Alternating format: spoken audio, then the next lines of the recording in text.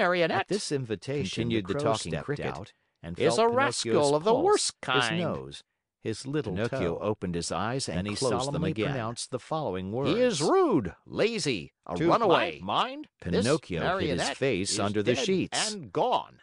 That Marionette is a disobedient son who is breaking his father's heart. Then that would be a Long sure sign shuddering sobs that were he heard, is still alive. cries and deep sighs. I am Think how sorry, surprised everyone said the was owl, when, on raising to the have to sheets, they contradict discovered the crow, Pinocchio my half famous melted in friend and tears. colleague. To When my mind, the dead this weep, marionette they is are alive. beginning to recover. But if by any said the evil crow chance solemnly, he were not, I am sorry then that to would be a contradict sure my sign famous that he is friend wholly and dead. colleague, said the owl. And do But you as hold far as any I'm opinion? concerned, The fairy I asked think the talking that cricket. when the dead weep, I say it that a means wise they doctor, do not want when he to does die. not know what he is talking about, should know End of enough to chapter. keep his mouth shut.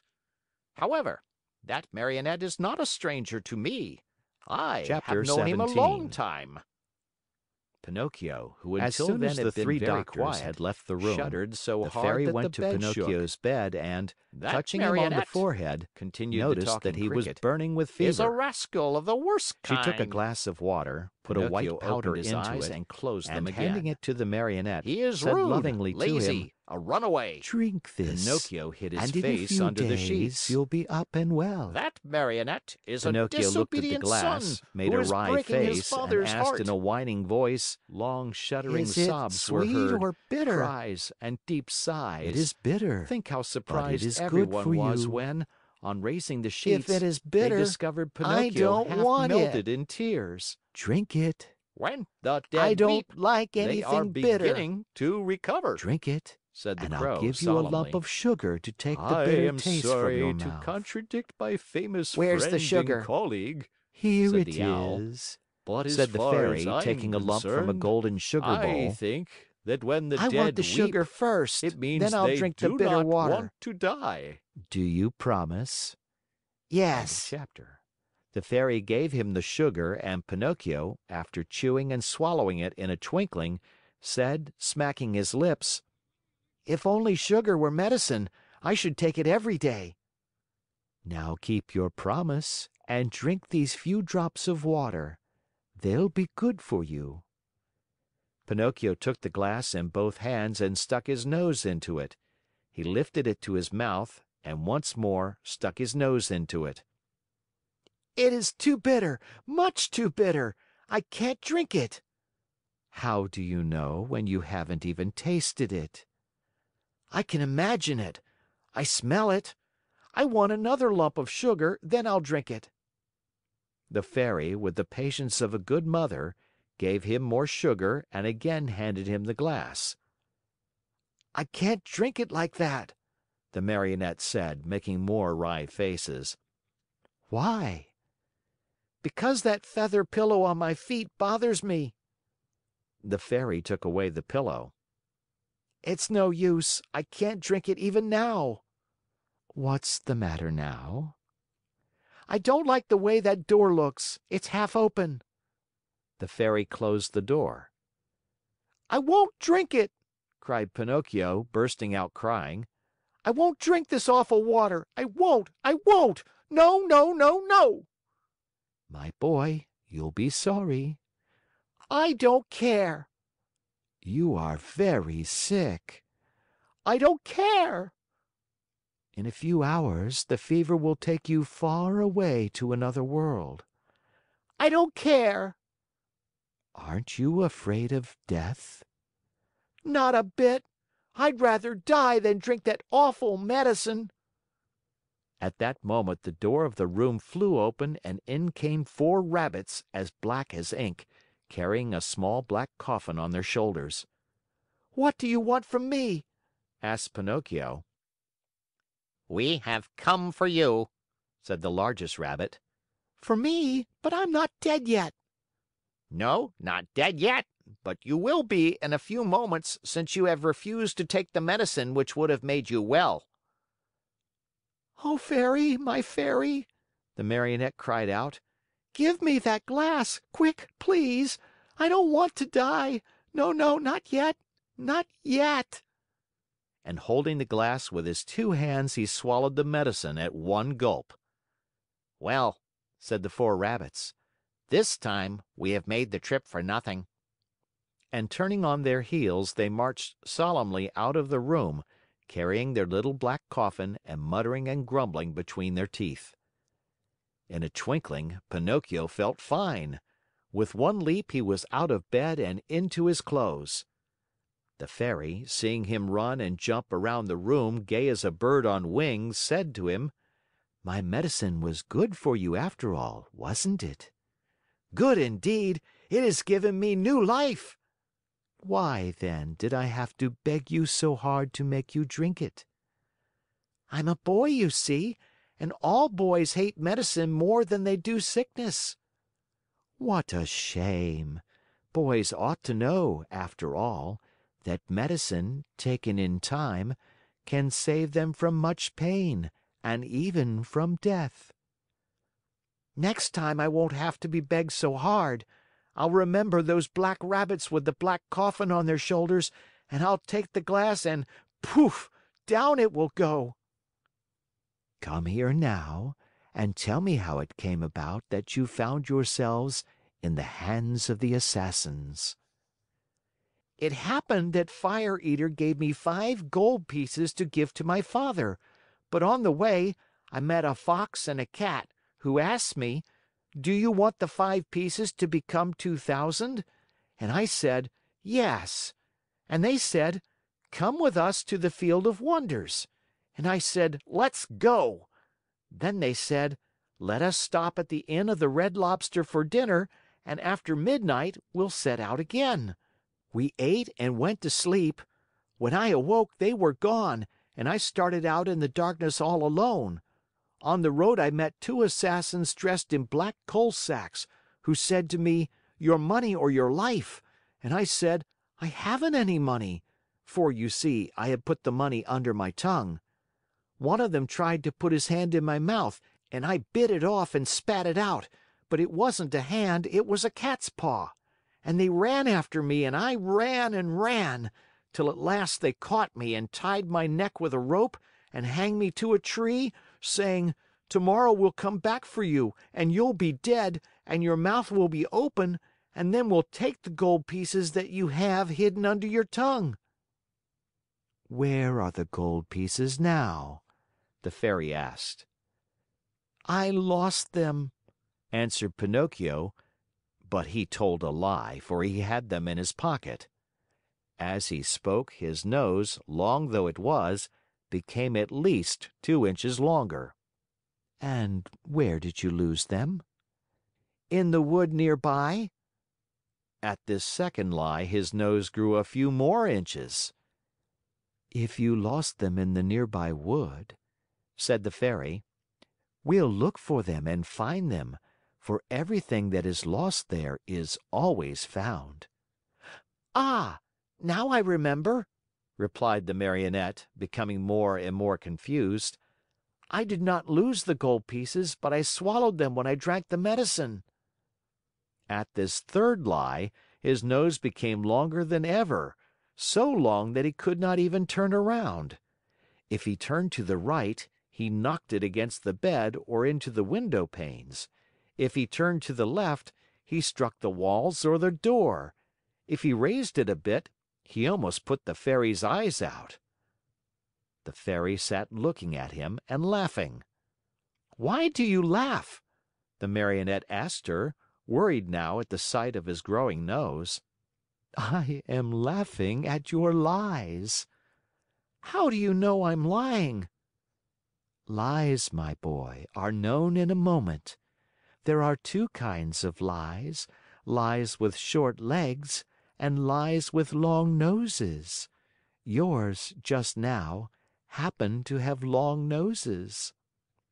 Pinocchio, not knowing where to hide his shame, tried to escape from the room, but his nose had become so long that he could not get it out of the door.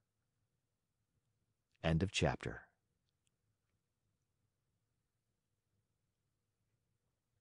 Chapter 18. Crying as if his heart would break, the Marionette mourned for hours over the length of his nose.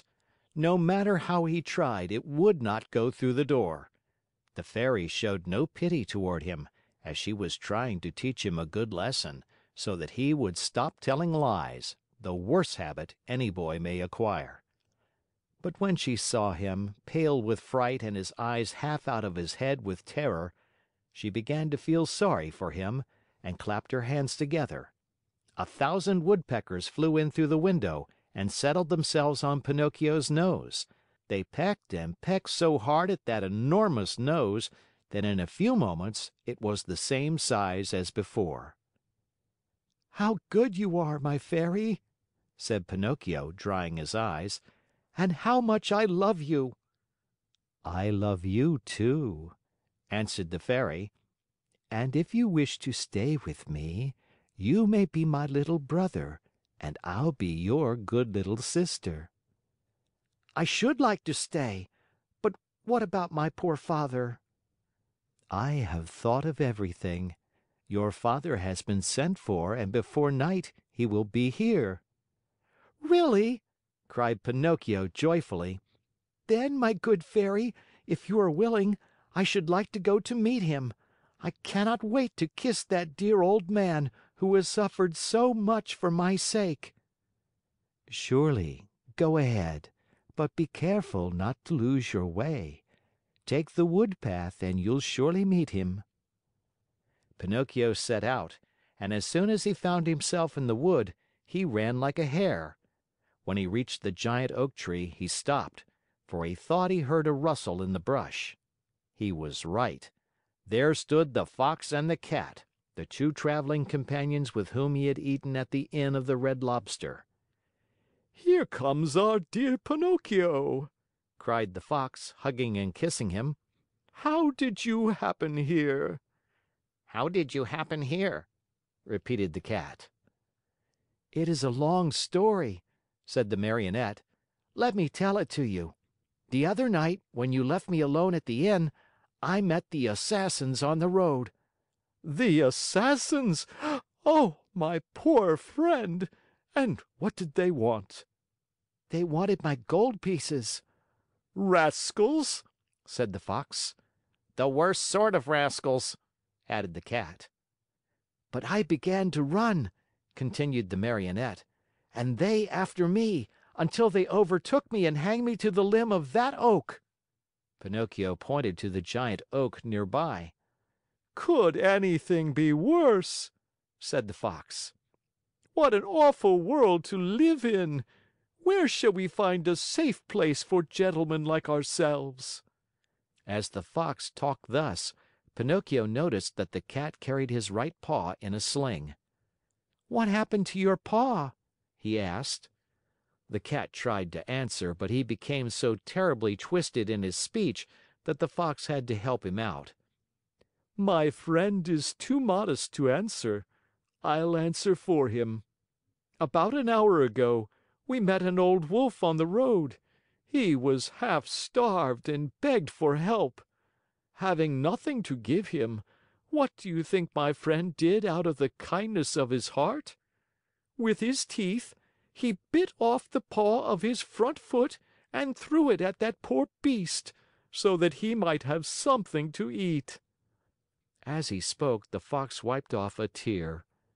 Pinocchio, almost in tears himself, whispered in the Cat's ear, "If all the cats were like you, how lucky the mice would be!" "And what are you doing here?" the Fox asked the Marionette. "I am waiting for my father, who will be here at any moment now." "And your gold pieces?" "I still have them in my pocket, except one which I spent at the Inn of the Red Lobster." "To think that those 4 gold pieces might become 2,000 tomorrow! Why don't you listen to me? Why don't you sow them in the field of wonders?" "Today it is impossible. I'll go with you some other time." "Another day will be too late," said the Fox. "Why?" "Because that field has been bought by a very rich man, and today is the last day that it will be open to the public." "How far is this field of wonders?" "Only 2 miles away. Will you come with us? We'll be there in half an hour. You can sow the money, and after a few minutes, you will gather your 2,000 coins and return home rich. Are you coming?"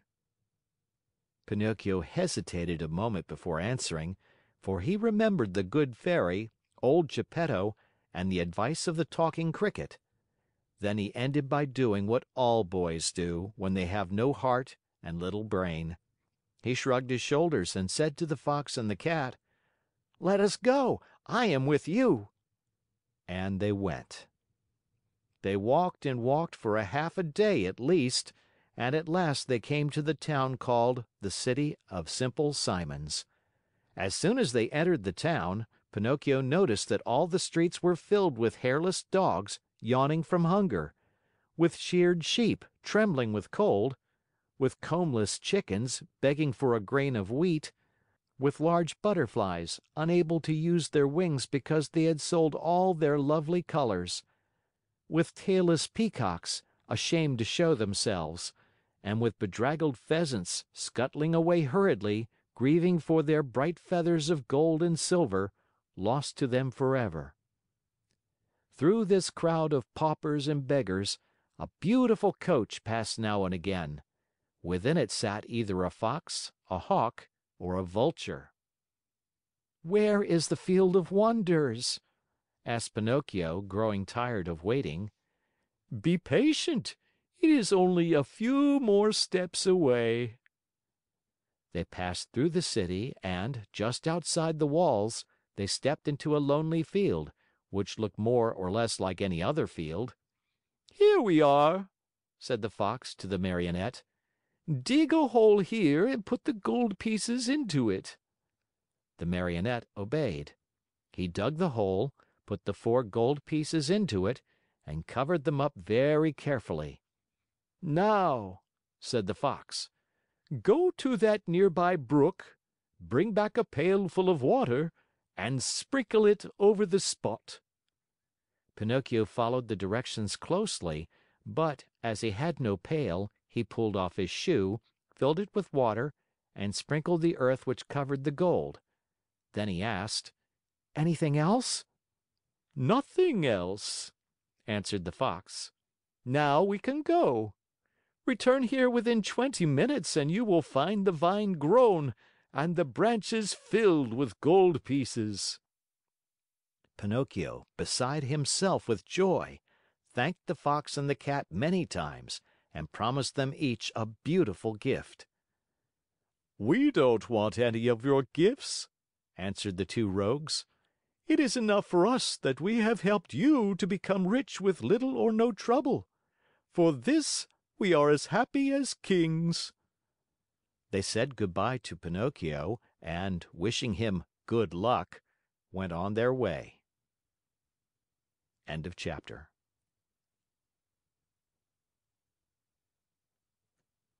Chapter 19. If the Marionette had been told to wait a day instead of 20 minutes, the time could not have seemed longer to him. He walked impatiently to and fro, and finally turned his nose toward the Field of Wonders. And as he walked with hurried steps, his heart beat with an excited tick-tack, tick-tack, just as if it were a wall clock, and his busy brain kept thinking, "What if, instead of 1,000, I should find 2,000? Or if, instead of 2,000, I should find 5,000 or 100,000? I'll build myself a beautiful palace with 1,000 stables filled with 1,000 wooden horses to play with, a cellar overflowing with lemonade and ice cream soda, and a library of candies and fruits, cakes and cookies." Thus amusing himself with fancies, he came to the field. There he stopped to see if, by any chance, a vine filled with gold coins was in sight, but he saw nothing. He took a few steps forward and still nothing. He stepped into the field. He went up to the place where he had dug the hole and buried the gold pieces. Again nothing. Pinocchio became very thoughtful, and forgetting his good manners altogether, he pulled a hand out of his pocket and gave his head a thorough scratching. As he did so, he heard a hearty burst of laughter close to his head. He turned sharply, and there, just above him on the branch of a tree, sat a large parrot, busily preening his feathers. "What are you laughing at?" Pinocchio asked peevishly. I am laughing because, in preening my feathers, I tickled myself under the wings." The Marionette did not answer. He walked to the brook, filled his shoe with water, and once more sprinkled the ground which covered the gold pieces. Another burst of laughter, even more impertinent than the first, was heard in the quiet field. "Well," cried the Marionette, angrily this time, "may I know, Mr. Parrot, what amuses you so?" I am laughing at those simpletons who believe everything they hear, and who allow themselves to be caught so easily in the traps set for them." "Do you, perhaps, mean me?" "I certainly do mean you, poor Pinocchio. You who are such a little silly as to believe that gold can be sown in a field just like beans or squash. I too believed that once, and today I am very sorry for it. Today, but too late, I have reached the conclusion that, in order to come by money honestly, one must work and know how to earn it with hand or brain." "I don't know what you are talking about," said the Marionette, who was beginning to tremble with fear. "Too bad. I'll explain myself better," said the Parrot. "While you were away in the city, the Fox and the Cat returned here in a great hurry. They took the 4 gold pieces which you have buried and ran away as fast as the wind. If you can catch them, you're a brave one." Pinocchio's mouth opened wide. He would not believe the Parrot's words and began to dig away furiously at the earth. He dug and he dug till the hole was as big as himself, but no money was there. Every penny was gone. In desperation, he ran to the city and went straight to the courthouse to report the robbery to the magistrate. The judge was a monkey, a large gorilla, venerable with age. A flowing white beard covered his chest and he wore gold-rimmed spectacles from which the glasses had dropped out. The reason for wearing these, he said, was that his eyes had been weakened by the work of many years. Pinocchio, standing before him, told his pitiful tale word by word. He gave the names and the descriptions of the robbers and begged for justice. The judge listened to him with great patience. A kind look shone in his eyes. He became very much interested in the story. He felt moved. He almost wept. When the Marionette had no more to say, the judge put out his hand and rang a bell. At the sound, 2 large mastiffs appeared, dressed in carabineers' uniforms. Then the magistrate, pointing to Pinocchio, said in a very solemn voice, "This poor simpleton has been robbed of 4 gold pieces. Take him, therefore, and throw him into prison." The Marionette, on hearing this sentence passed upon him, was thoroughly stunned. He tried to protest, but the 2 officers clapped their paws on his mouth and hustled him away to jail. There he had to remain for 4 long, weary months. And if it had not been for a very lucky chance, he probably would have had to stay there longer. For, my dear children, you must know that it happened just then that the young emperor who ruled over the city of Simple Simons had gained a great victory over his enemy, and in celebration thereof, he had ordered illuminations, fireworks, shows of all kinds, and, best of all, the opening of all prison doors. "If the others go, I go too," said Pinocchio to the jailer. "Not you," answered the jailer. "You are one of those—" "I beg your pardon," interrupted Pinocchio. "I, too, am a thief." "In that case, you also are free," said the jailer. Taking off his cap, he bowed low and opened the door of the prison, and Pinocchio ran out and away, with never a look backward. End of chapter.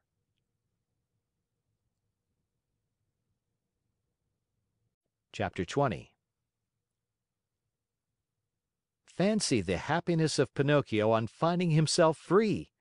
Without saying yes or no, he fled from the city and set out on the road that was to take him back to the house of the lovely Fairy. It had rained for many days, and the road was so muddy that, at times, Pinocchio sank down almost to his knees. But he kept on bravely. Tormented by the wish to see his father and his fairy sister with azure hair, he raced like a greyhound. As he ran, he was splashed with mud even up to his cap. "How unhappy I have been," he said to himself, "and yet I deserve everything, for I am certainly very stubborn and stupid. I will always have my own way. I won't listen to those who love me and who have more brains than I. But from now on, I'll be different, and I'll try to become a most obedient boy. I have found out, beyond any doubt whatever, that disobedient boys are certainly far from happy, and that in the long run, they always lose out. I wonder if Father is waiting for me? Will I find him at the Fairy's house? It is so long, poor man, since I have seen him, and I do so want his love and his kisses. And will the Fairy ever forgive me for all I have done? She who has been so good to me and to whom I owe my life. Can there be a worse or more heartless boy than I am anywhere?" As he spoke, he stopped suddenly, frozen with terror. What was the matter? An immense serpent lay stretched across the road, a serpent with a bright green skin, fiery eyes which glowed and burned, and a pointed tail that smoked like a chimney. How frightened was poor Pinocchio! He ran back wildly for half a mile, and at last settled himself atop a heap of stones to wait for the serpent to go on his way and leave the road clear for him. He waited an hour, 2 hours, 3 hours, but the serpent was always there, and even from afar one could see the flash of his red eyes and the column of smoke which rose from his long pointed tail. Pinocchio, trying to feel very brave, walked straight up to him and said in a sweet, soothing voice: "I beg your pardon, Mr. Serpent. Would you be so kind as to step aside to let me pass?" He might as well have talked to a wall. The serpent never moved. Once more, in the same sweet voice, he spoke: "You must know, Mr. Serpent, that I am going home where my father is waiting for me. It is so long since I have seen him. Would you mind very much if I passed?" He waited for some sign of an answer to his questions, but the answer did not come. On the contrary, the green serpent, who had seemed, until then, wide awake and full of life, became suddenly very quiet and still. His eyes closed, and his tail stopped smoking. "Is he dead, I wonder?" said Pinocchio, rubbing his hands together happily. Without a moment's hesitation, he started to step over him, but he had just raised one leg when the serpent shot up like a spring, and the Marionette fell head over heels backward. He fell so awkwardly that his head stuck in the mud, and there he stood with his legs straight up in the air. At the sight of the Marionette kicking and squirming like a young whirlwind, the serpent laughed so heartily and so long that at last he burst an artery and died on the spot. Pinocchio freed himself from his awkward position and once more began to run in order to reach the Fairy's house before dark. As he went, the pangs of hunger grew so strong that, unable to withstand them, he jumped into a field to pick a few grapes that tempted him. Woe to him! No sooner had he reached the grapevine than crack went his legs. The poor Marionette was caught in a trap set there by a farmer for some weasels, which came every night to steal his chickens. End of chapter.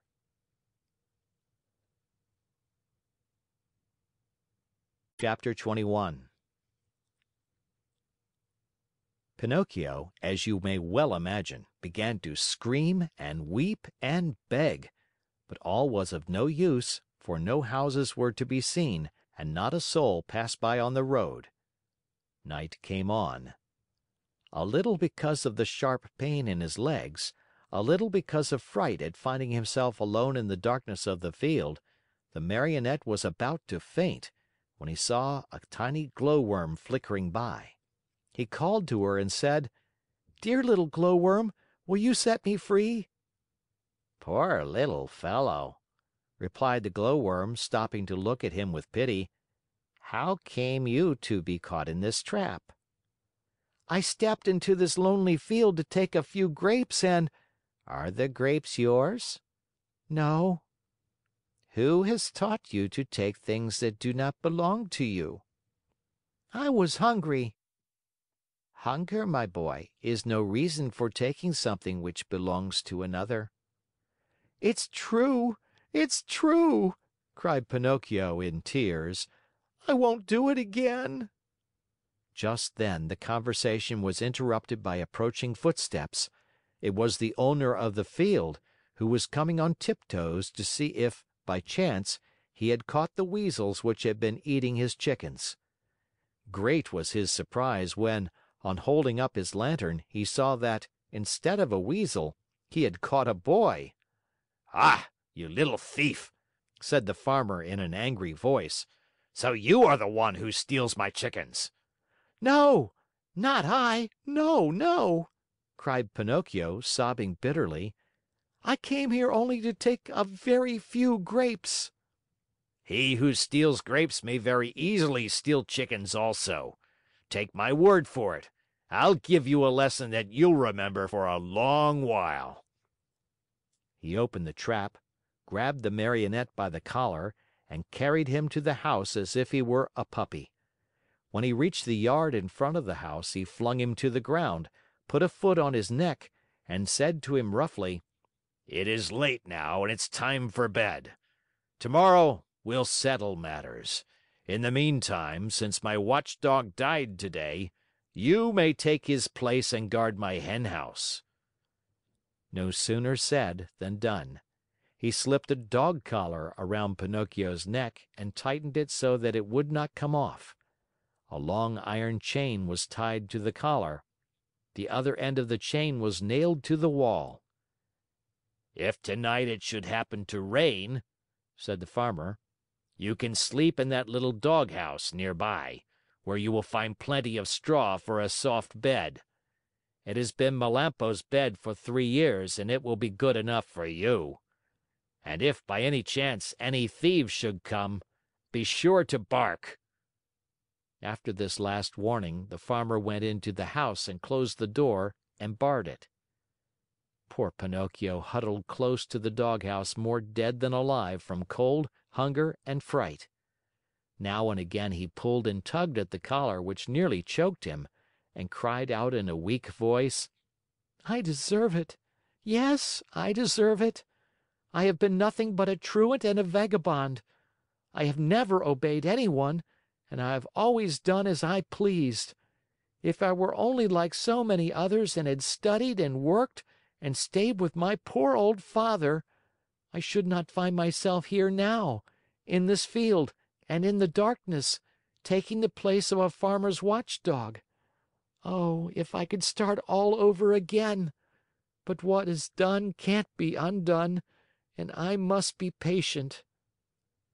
After this little sermon to himself, which came from the very depths of his heart, Pinocchio went into the doghouse and fell asleep. End of chapter.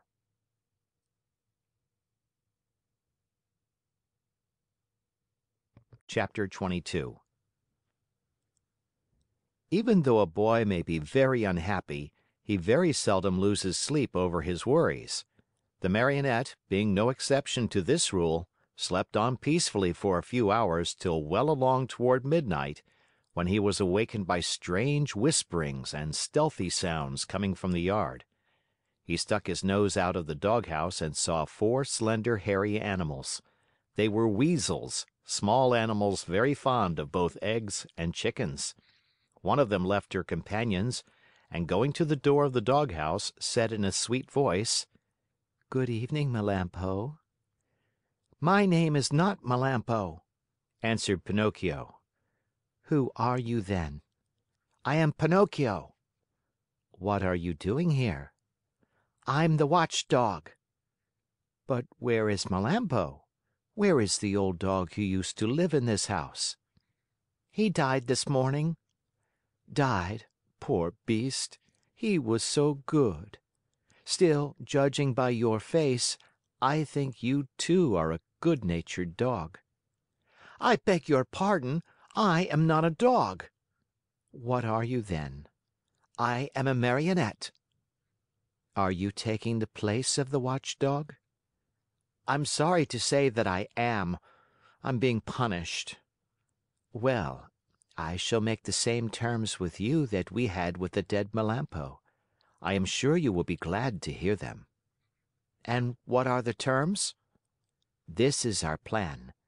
We'll come once in a while, as in the past, to pay a visit to this henhouse, and we'll take away 8 chickens.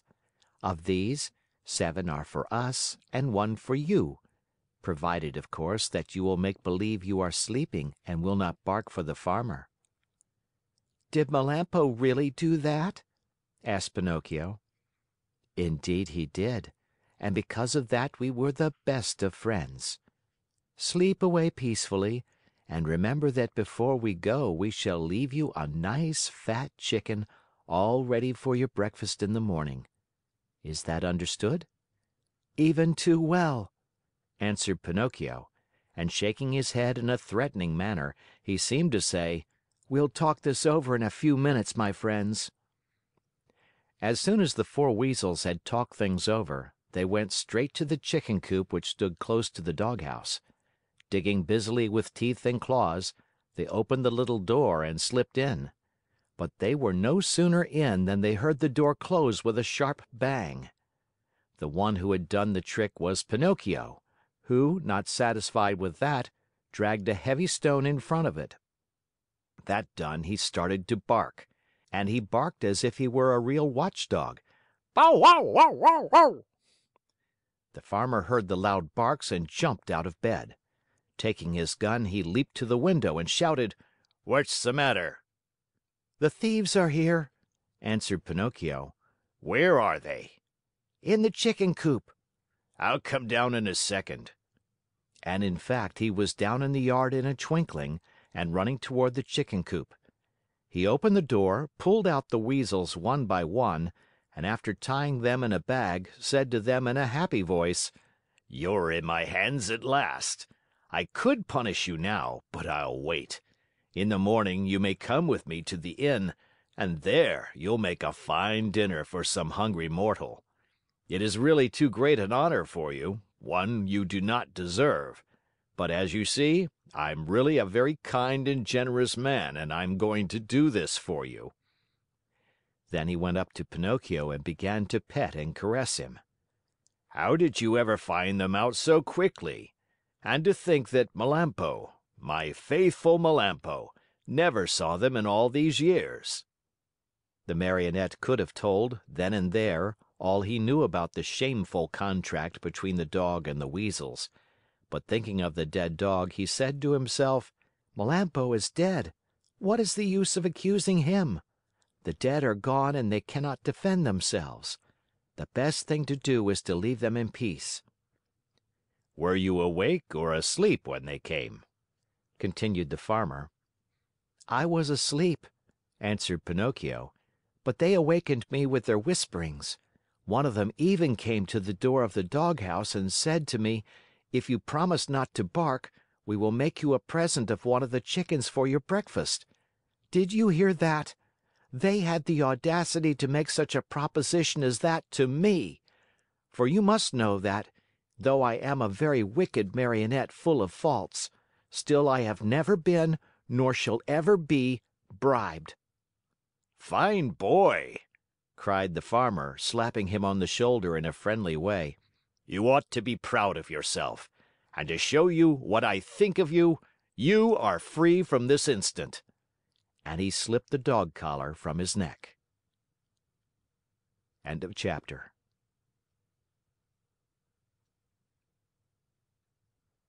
Chapter 23. As soon as Pinocchio no longer felt the shameful weight of the dog collar around his neck, he started to run across the fields and meadows and never stopped till he came to the main road that was to take him to the Fairy's house. When he reached it, he looked into the valley far below him, and there he saw the wood where unluckily he had met the Fox and the Cat, and the tall oak tree where he had been hanged. But though he searched far and near, he could not see the house where the Fairy with the azure hair lived. He became terribly frightened, and, running as fast as he could, he finally came to the spot where it had once stood. The little house was no longer there.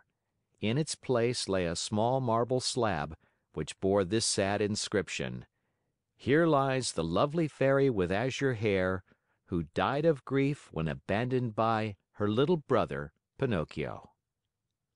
The poor Marionette was heartbroken at reading these words. He fell to the ground, and, covering the cold marble with kisses, burst into bitter tears. He cried all night, and dawn found him still there, though his tears had dried and only hard, dry sobs shook his wooden frame. But these were so loud that they could be heard by the faraway hills. As he sobbed, he said to himself, "Oh, my Fairy, my dear, dear Fairy, why did you die? Why did I not die, who am so bad, instead of you, who are so good?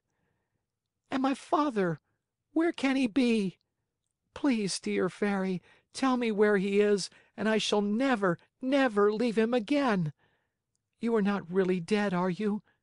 If you love me, you will come back, alive as before. Don't you feel sorry for me?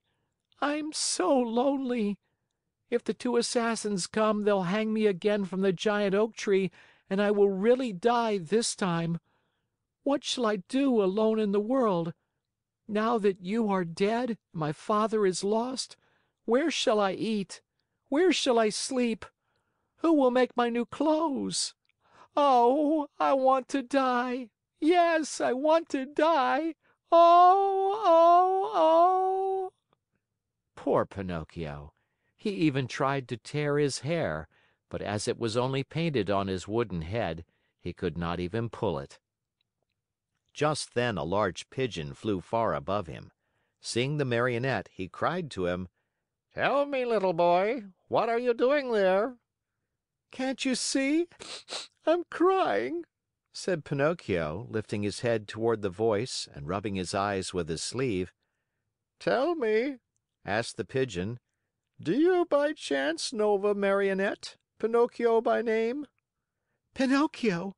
Did you say Pinocchio?" replied the Marionette, jumping to his feet. "Why, I am Pinocchio." At this answer, the pigeon flew swiftly down to the earth. He was much larger than a turkey. "Then you know Geppetto also?" "Do I know him? He's my father, my poor dear father. Has he perhaps spoken to you of me? Will you take me to him? Is he still alive?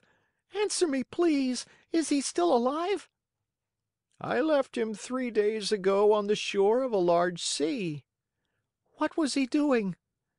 "He was building a little boat with which to cross the ocean. For the last 4 months, that poor man has been wandering around Europe looking for you. Not having found you yet, he has made up his mind to look for you in the New World, far across the ocean." "How far is it from here to the shore?" asked Pinocchio anxiously. "More than 50 miles." 50 miles! Oh, dear pigeon, how I wish I had your wings!" "If you want to come, I'll take you with me." "How?" "Astride my back. Are you very heavy?" "Heavy? Not at all. I'm only a feather." "Very well." Saying nothing more, Pinocchio jumped on the pigeon's back, and, as he settled himself, he cried out gaily, Gallop on, my pretty steed. I'm in a great hurry." The pigeon flew away, and in a few minutes he had reached the clouds. The Marionette looked to see what was below them. His head swam and he was so frightened that he clutched wildly at the Pigeon's neck to keep himself from falling. They flew all day. Toward evening, the Pigeon said, "I'm very thirsty." "And I'm very hungry," said Pinocchio. "Let us stop a few minutes at that pigeon coop down there. Then we can go on and be at the seashore in the morning."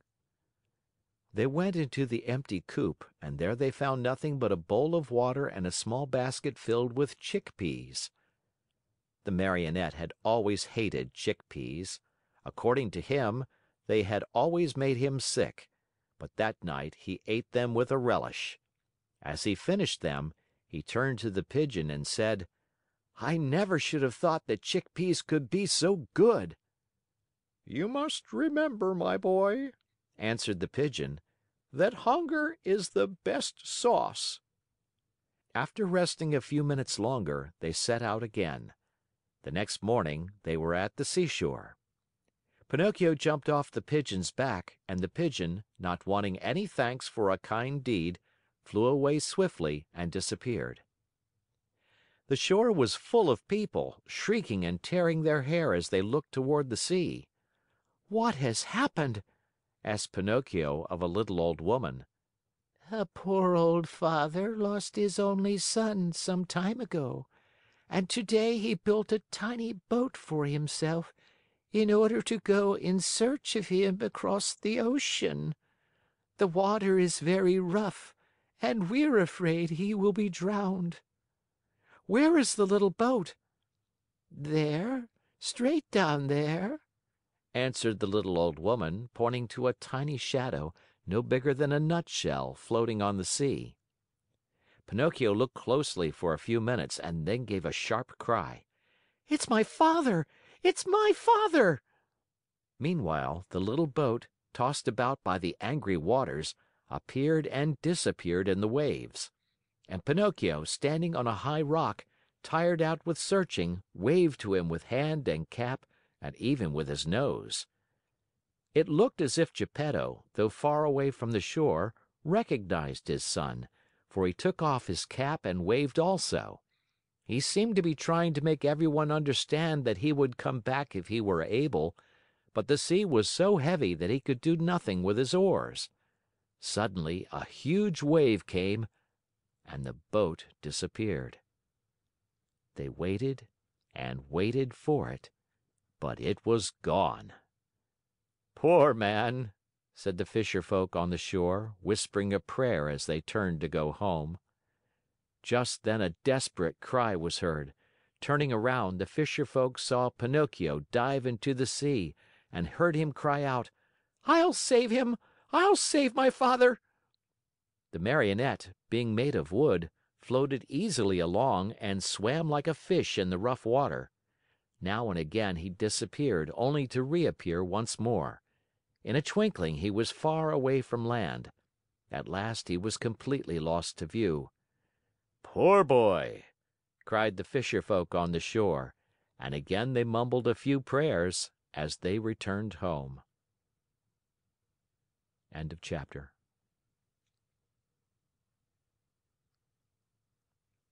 Chapter 24. Pinocchio, spurred on by the hope of finding his father and of being in time to save him, swam all night long. And what a horrible night it was! It poured rain, it hailed, it thundered, and the lightning was so bright that it turned the night into day. At dawn, he saw, not far away from him, a long stretch of sand. It was an island in the middle of the sea.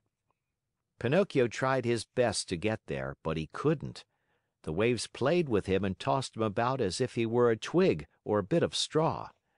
At last, and luckily for him, a tremendous wave tossed him to the very spot where he wanted to be. The blow from the wave was so strong that, as he fell to the ground, his joints cracked and almost broke. But, nothing daunted, he jumped to his feet and cried, "Once more I have escaped with my life!" Little by little the sky cleared. The sun came out in full splendor, and the sea became as calm as a lake. Then the Marionette took off his clothes and laid them on the sand to dry. He looked over the waters to see whether he might catch sight of a boat with a little man in it. He searched and he searched, but he saw nothing except sea and sky, and far away a few sails, so small that they might have been birds. "If only I knew the name of this island," he said to himself. "If I even knew what kind of people I would find here. But whom shall I ask? There is no one here." The idea of finding himself in so lonesome a spot made him so sad that he was about to cry, but just then he saw a big fish swimming nearby, with his head far out of the water. Not knowing what to call him, the Marionette said to him, "Hey there, Mr. Fish! May I have a word with you?" "Even two, if you want," answered the fish, who happened to be a very polite Dolphin. Will you please tell me if, on this island, there are places where one may eat without necessarily being eaten?" "Surely there are," answered the Dolphin. "In fact, you'll find one not far from this spot." "And how shall I get there?" "Take that path on your left and follow your nose. You can't go wrong." "Tell me another thing. You who travel day and night through the sea, did you not perhaps meet a little boat with my father in it?" "And who is your father?" "He is the best father in the world, even as I am the worst son that can be found." "In the storm of last night," answered the Dolphin, "the little boat must have been swamped." "And my father?" "By this time he must have been swallowed by the terrible shark, which for the last few days has been bringing terror to these waters." "Is this shark very big?" asked Pinocchio, who was beginning to tremble with fright. "Is he big?" replied the Dolphin. "Just to give you an idea of his size, let me tell you that he is larger than a 5-story building and that he has a mouth so big and so deep that a whole train and engine could easily get into it." "Mother mine!" cried the Marionette, scared to death, and dressing himself as fast as he could, he turned to the Dolphin and said, "Farewell, Mr. Fish. Pardon the bother, and many thanks for your kindness." This said, he took the path at so swift a gait that he seemed to fly, and at every small sound he heard, he turned in fear to see whether the terrible shark, 5 stories high and with a train in his mouth, was following him. After walking a half hour, he came to a small country called the Land of the Busy Bees. The streets were filled with people running to and fro about their tasks. Everyone worked, everyone had something to do. Even if one were to search with a lantern, not one idle man or one tramp could have been found. "I understand," said Pinocchio at once, wearily. "This is no place for me. I was not born for work." But in the meantime, he began to feel hungry, for it was 24 hours since he had eaten. What was to be done? There were only two means left to him in order to get a bite to eat. He either had to work or to beg. He was ashamed to beg, because his father had always preached to him that begging should be done only by the sick or the old. He had said that the real poor in this world, deserving of our pity and help, were only those who, either through age or sickness, had lost the means of earning their bread with their own hands. All others should work, and if they didn't and went hungry, so much the worse for them. Just then a man passed by, worn out and wet with perspiration, pulling, with difficulty, 2 heavy carts filled with coal. Pinocchio looked at him, and judging him by his looks to be a kind man, said to him with eyes downcast in shame, "Will you be so good as to give me a penny, for I am faint with hunger?" "Not only 1 penny," answered the coal man. "I'll give you 4 if you will help me pull these 2 wagons." "I am surprised," answered the Marionette, very much offended. "I wish you to know that I never have been a donkey, nor have I ever pulled a wagon." So much the better for you, answered the Coal Man. Then, my boy, if you are really faint with hunger, eat 2 slices of your pride, and I hope they don't give you indigestion. A few minutes after, a bricklayer passed by, carrying a pail full of plaster on his shoulder. Good man, will you be kind enough to give a penny to a poor boy who is yawning from hunger? Gladly, answered the bricklayer. Come with me and carry some plaster, and instead of 1 penny, I'll give you 5. But the plaster is heavy, answered Pinocchio, and the work too hard for me. If the work is too hard for you, my boy, enjoy your yawns and may they bring you luck. In less than a half hour, at least 20 people passed, and Pinocchio begged of each one, but they all answered, "Aren't you ashamed? Instead of being a beggar in the streets, why don't you look for work and earn your own bread?" Finally, a little woman went by carrying 2 water jugs. "Good woman, will you allow me to have a drink from one of your jugs?" asked Pinocchio, who was burning up with thirst. "With pleasure, my boy," she answered, setting the 2 jugs on the ground before him. When Pinocchio had had his fill, he grumbled, as he wiped his mouth, "My thirst is gone. If I could only as easily get rid of my hunger." On hearing these words, the good little woman immediately said, "If you help me to carry these jugs home, I'll give you a slice of bread." Pinocchio looked at the jug and said neither yes nor no. "And with the bread, I'll give you a nice dish of cauliflower with white sauce on it." Pinocchio gave the jug another look and said neither yes nor no. "And after the cauliflower, some cake and jam." At this last bribery, Pinocchio could no longer resist and said firmly, "Very well, I'll take the jug home for you." The jug was very heavy, and the Marionette, not being strong enough to carry it with his hands, had to put it on his head.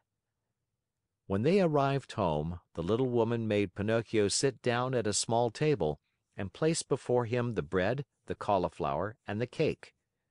Pinocchio did not eat, he devoured. His stomach seemed a bottomless pit. His hunger finally appeased, he raised his head to thank his kind benefactress.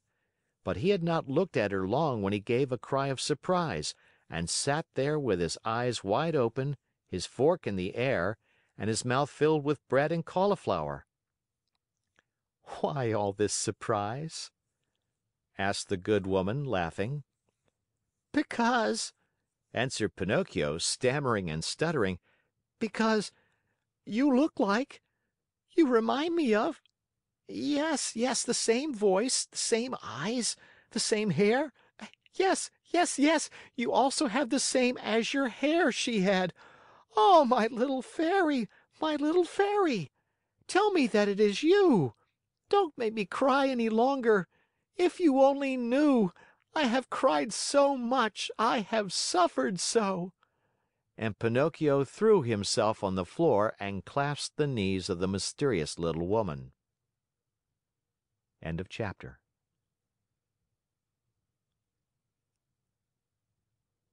Chapter 25. If Pinocchio cried much longer, the little woman thought he would melt away, so she finally admitted that she was the little fairy with azure hair. "You rascal of a Marionette, how did you know it was I?" she asked, laughing. "My love for you told me who you were." "Do you remember?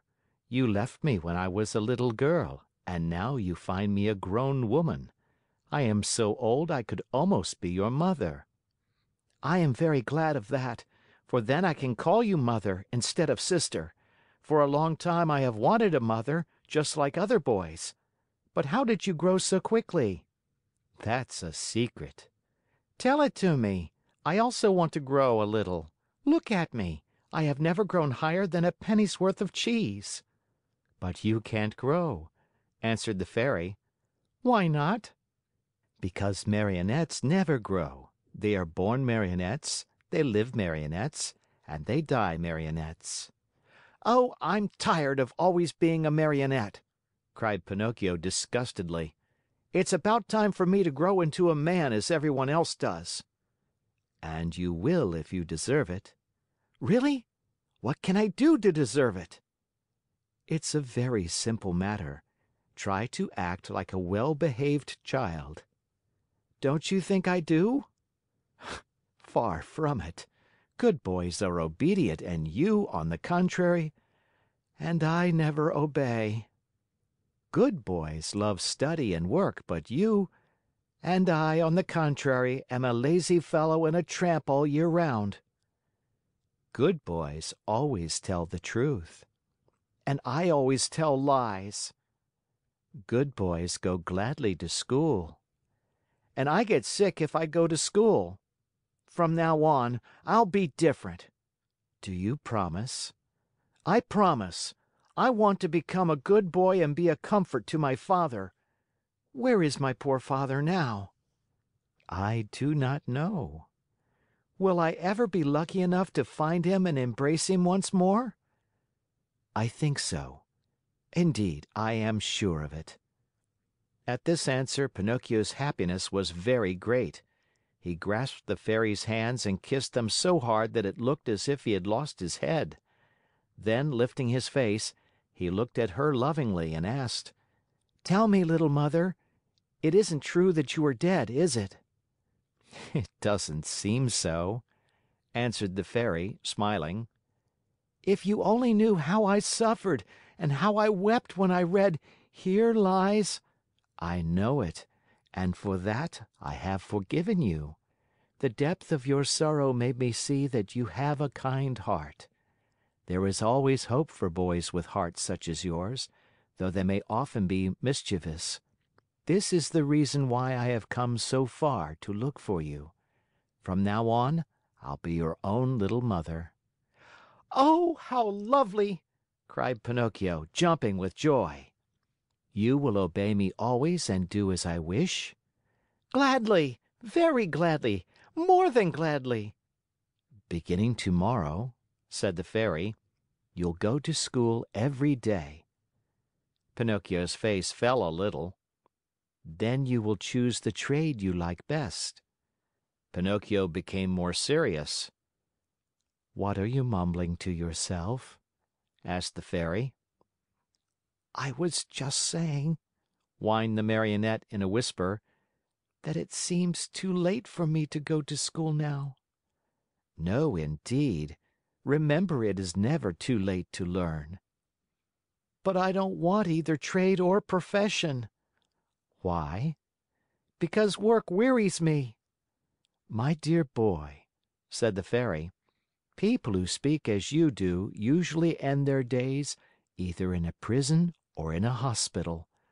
A man, remember, whether rich or poor, should do something in this world. No one can find happiness without work. Woe betide the lazy fellow! Laziness is a serious illness, and one must cure it immediately. Yes, even from early childhood. If not, it will kill you in the end." These words touched Pinocchio's heart. He lifted his eyes to his Fairy and said seriously: "I'll work. I'll study. I'll do all you tell me. After all, the life of a Marionette has grown very tiresome to me, and I want to become a boy, no matter how hard it is. You promise that, do you not?" "Yes, I promise. And now it is up to you." End of chapter. Chapter 26. In the morning, bright and early, Pinocchio started for school. Imagine what the boys said when they saw a Marionette enter the classroom. They laughed until they cried. Everyone played tricks on him. One pulled his hat off, another tugged at his coat, a third tried to paint a mustache under his nose. One even attempted to tie strings to his feet and his hands to make him dance. For a while, Pinocchio was very calm and quiet. Finally, however, he lost all patience and turning to his tormentors, he said to them threateningly: "Careful, boys! I haven't come here to be made fun of. I'll respect you, and I want you to respect me." "Hurrah for Dr. Know-All! You have spoken like a printed book!" howled the boys, bursting with laughter. One of them, more impudent than the rest, put out his hand to pull the Marionette's nose. But he was not quick enough, for Pinocchio stretched his leg under the table and kicked him hard on the shin. "Oh, what hard feet!" cried the boy, rubbing the spot where the Marionette had kicked him. "And what elbows! They're even harder than the feet!" shouted another one who, because of some other trick, had received a blow in the stomach. With that kick and that blow, Pinocchio gained everybody's favor. Everyone admired him, danced attendance upon him, petted and caressed him. As the days passed into weeks, even the teacher praised him, for he saw him attentive, hard-working, and wide awake, always the first to come in the morning and the last to leave when school was over. Pinocchio's only fault was that he had too many friends. Among these were many well-known rascals who cared not a jot for study or for success. The teacher warned him each day, and even the good fairy repeated to him many times, "Take care, Pinocchio. Those bad companions will sooner or later make you lose your love for study. Some day they will lead you astray." "There's no such danger," answered the Marionette, shrugging his shoulders and pointing to his forehead, as if to say, "I'm too wise." So it happened that one day, as he was walking to school, he met some boys who ran up to him and said, "Have you heard the news?" "No." "A shark as big as a mountain has been seen near the shore." "Really? I wonder if it could be the same one I heard of when my father was drowned." "We are going to see it. Are you coming?" "No, not I. I must go to school." "What do you care about school? You can go there tomorrow. With a lesson more or less, we are always the same donkeys." "And what will the teacher say?" "Let him talk. He is paid to grumble all day long." "And my mother?" "Mothers don't know anything," answered those scamps. "Do you know what I'll do?" said Pinocchio. "For certain reasons of mine, I, too, want to see that shark. But I'll go after school. I can see him then as well as now." "Poor simpleton!" cried one of the boys. "Do you think that a fish of that size will stand there waiting for you? He turns and off he goes, and no one will ever be the wiser." "How long does it take from here to the shore?" asked the Marionette. 1 hour there and back." "Very well, then. Let's see who gets there first!" cried Pinocchio. At the signal, the little troop, with books under their arms, dashed across the fields. Pinocchio led the way, running as if on wings, the others following as fast as they could. Now and again he looked back and, seeing his followers hot and tired, and with tongues hanging out, he laughed out heartily. Unhappy boy! If he had only known then the dreadful things that were to happen to him on account of his disobedience. End of chapter.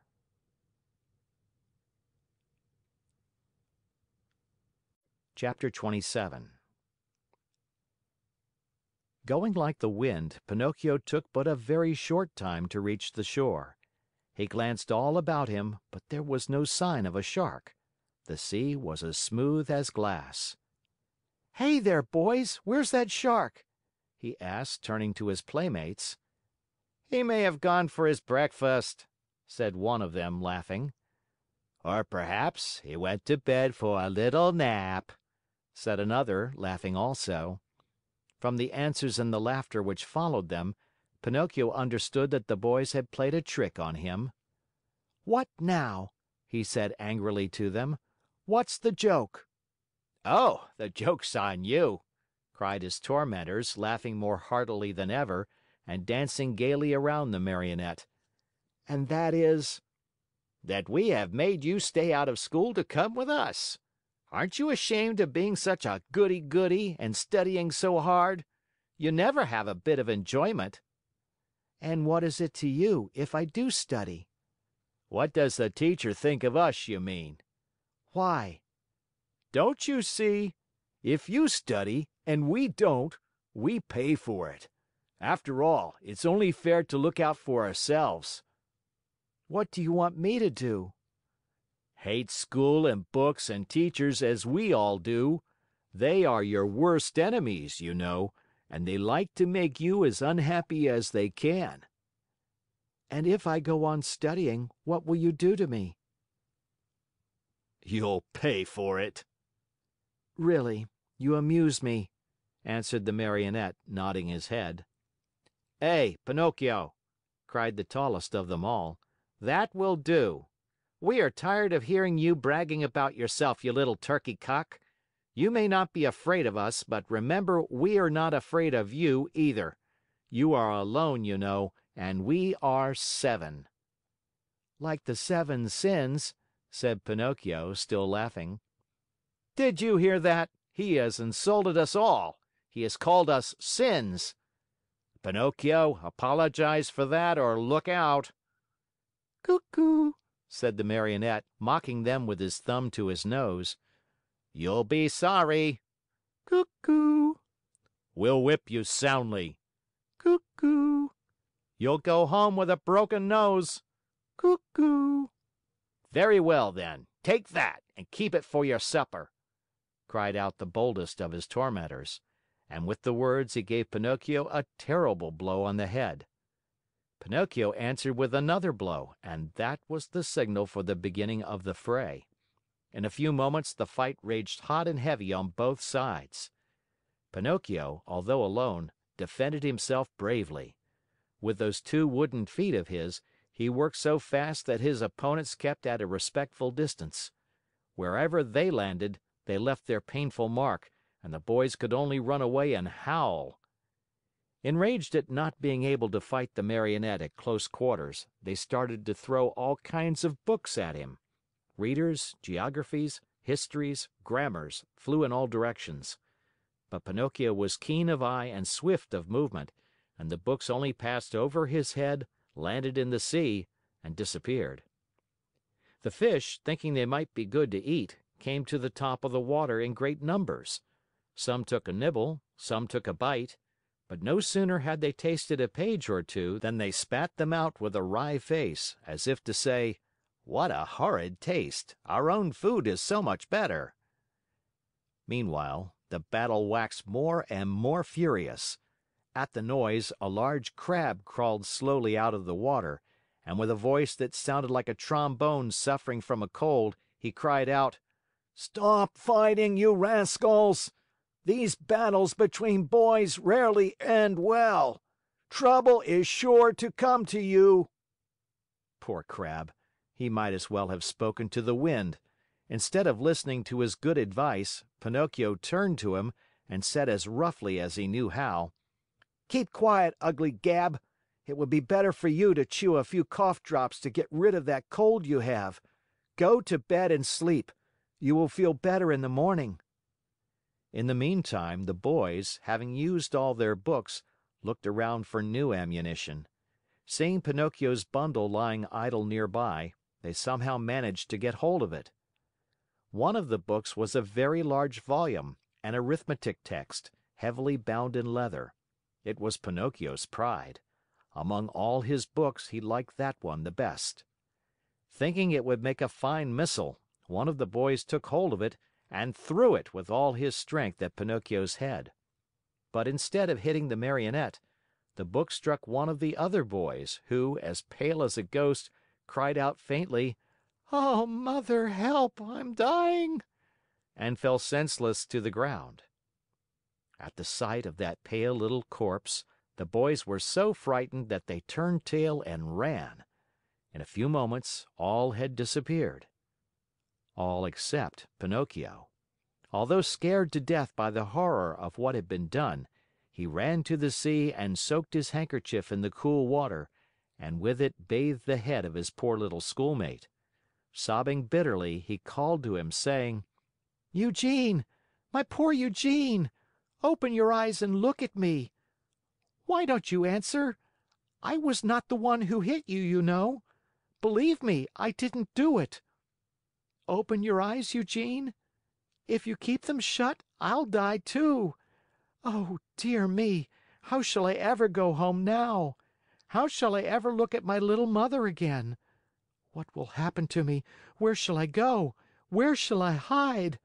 Oh, how much better it would have been, 1,000 times better, if only I had gone to school. Why did I listen to those boys? They always were a bad influence. And to think that the teacher had told me, and my mother too, beware of bad company. That's what she said. But I'm stubborn and proud. I listen, but always I do as I wish. And then I pay. I've never had a moment's peace since I've been born. Oh, dear! What will become of me? What will become of me? Pinocchio went on crying and moaning and beating his head. Again and again he called to his little friend, when suddenly he heard heavy steps approaching. He looked up and saw two tall carabineers near him. "What are you doing stretched out on the ground?" they asked Pinocchio. I'm helping this schoolfellow of mine. "Has he fainted?" "I should say so," said one of the carabineers, bending to look at Eugene. "This boy has been wounded on the temple. Who has hurt him?" Not I, stammered the Marionette, who had hardly a breath left in his whole body. "If it wasn't you, who was it then?" Not I, repeated Pinocchio. "And with what was he wounded?" With this book. And the Marionette picked up the arithmetic text to show it to the officer. "And whose book is this?" Mine? "Enough. Not another word. Get up as quickly as you can and come along with us." But I... "Come with us." Before starting out, the officers called out to several fishermen passing by in a boat and said to them, "Take care of this little fellow who has been hurt. Take him home and bind his wounds. Tomorrow we'll come after him." They then took hold of Pinocchio and, putting him between them, said to him in a rough voice, "March! And go quickly, or it will be the worse for you." They did not have to repeat their words. The Marionette walked swiftly along the road to the village. But the poor fellow hardly knew what he was about. He thought he had a nightmare. He felt ill. His eyes saw everything double. His legs trembled. His tongue was dry. And, try as he might, he could not utter a single word. Yet in spite of this numbness of feeling, he suffered keenly at the thought of passing under the windows of his good little Fairy's house. What would she say on seeing him between two carabineers? They had just reached the village when a sudden gust of wind blew off Pinocchio's cap and made it go sailing far down the street. "Would you allow me," the Marionette asked the carabineers, "to run after my cap?" "Very well, go, but hurry." The Marionette went, picked up his cap, but instead of putting it on his head, he stuck it between his teeth and then raced toward the sea. He went like a bullet out of a gun. The Carabineers, judging that it would be very difficult to catch him, sent a large mastiff after him, one that had won first prize in all the dog races. Pinocchio ran fast and the dog ran faster. At so much noise, the people hung out of the windows or gathered in the street, anxious to see the end of the contest. But they were disappointed, for the dog and Pinocchio raised so much dust on the road that, after a few moments, it was impossible to see them. End of chapter.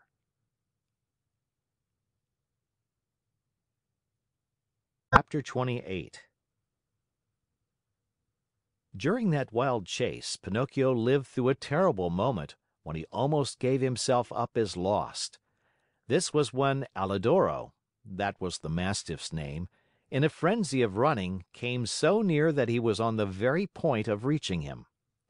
The Marionette heard, close behind him, the labored breathing of the beast who was fast on his trail, and now and again even felt his hot breath blow over him. Luckily, by this time he was very near the shore, and the sea was in sight, in fact, only a few short steps away. As soon as he set foot on the beach, Pinocchio gave a leap and fell into the water. Alidoro tried to stop, but as he was running very fast, he couldn't, and he too landed far out in the sea. Strange though it may seem, the dog could not swim. He beat the water with his paws to hold himself up, but the harder he tried, the deeper he sank.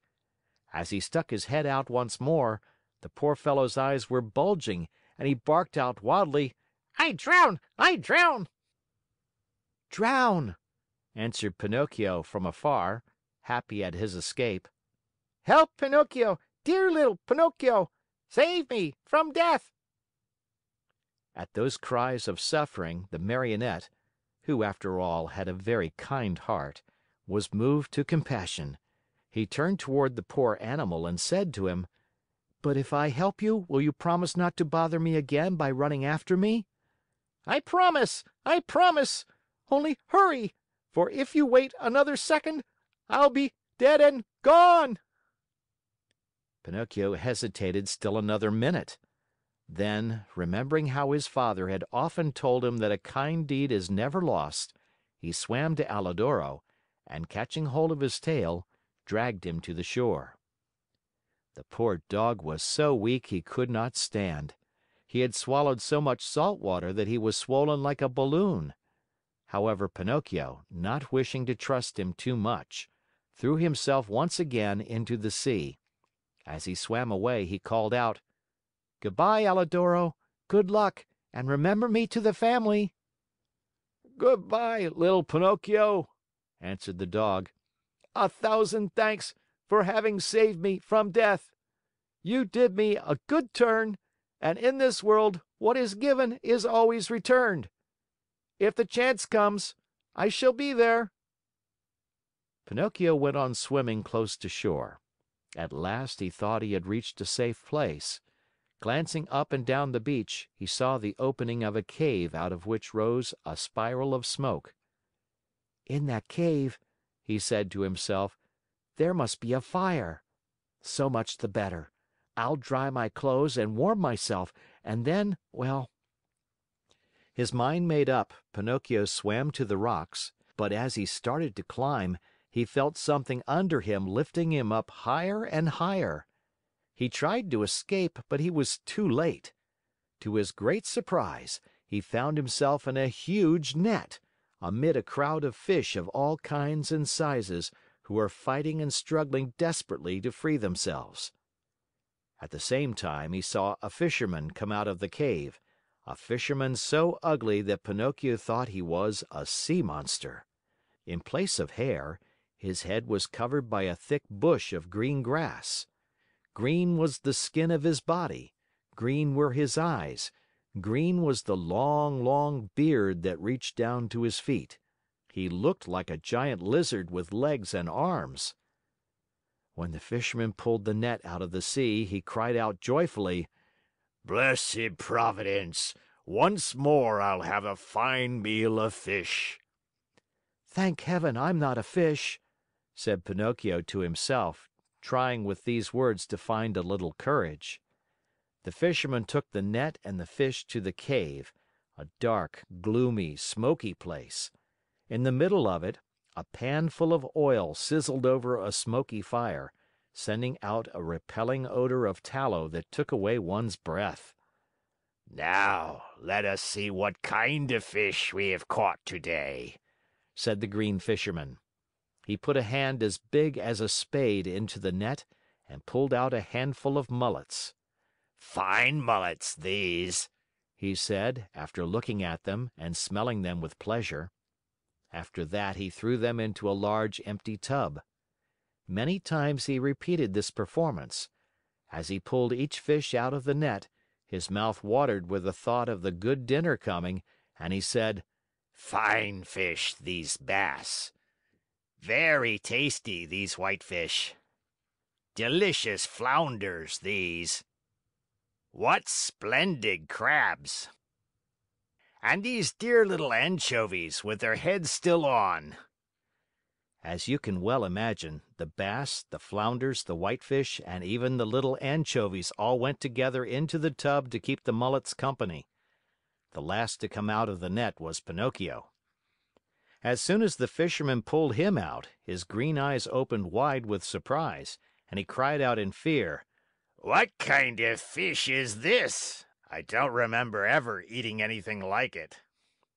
He looked at him closely, and after turning him over and over, he said at last, "I understand. He must be a crab." Pinocchio, mortified at being taken for a crab, said resentfully, "What nonsense! A crab indeed! I am no such thing. Beware how you deal with me. I am a Marionette, I want you to know." "A marionette?" asked the Fisherman. "I must admit that a marionette fish is, for me, an entirely new kind of fish. So much the better. I'll eat you with greater relish." Eat me? But can't you understand that I'm not a fish? Can't you hear that I speak and think as you do? "It's true," answered the Fisherman. "But since I see that you are a fish, well able to talk and think as I do, I'll treat you with all due respect." And that is? That, as a sign of my particular esteem, I'll leave to you the choice of the manner in which you are to be cooked. Do you wish to be fried in a pan? Or do you prefer to be cooked with tomato sauce?" To tell you the truth, answered Pinocchio, if I must choose, I should much rather go free so I may return home. "Are you fooling? Do you think that I want to lose the opportunity to taste such a rare fish? A marionette fish does not come very often to these seas. Leave it to me. I'll fry you in the pan with the others. I know you'll like it. It's always a comfort to find oneself in good company." The unlucky Marionette, hearing this, began to cry and wail and beg. With tears streaming down his cheeks, he said, "How much better it would have been for me to go to school! I did listen to my playmates and now I am paying for it. Oh, oh, oh!" And as he struggled and squirmed like an eel to escape from him, the Green Fisherman took a stout cord and tied him hand and foot, and threw him into the bottom of the tub with the others. Then he pulled a wooden bowl full of flour out of a cupboard and started to roll the fish into it, one by one. When they were white with it, he threw them into the pan. The first to dance in the hot oil were the mullets. The bass followed, then the whitefish, the flounders, and the anchovies. Pinocchio's turn came last. Seeing himself so near to death, and such a horrible death, he began to tremble so with fright that he had no voice left with which to beg for his life. The poor boy beseeched only with his eyes. But the Green Fisherman, not even noticing that it was he, turned him over and over in the flour until he looked like a marionette made of chalk. Then he took him by the head and... End of chapter.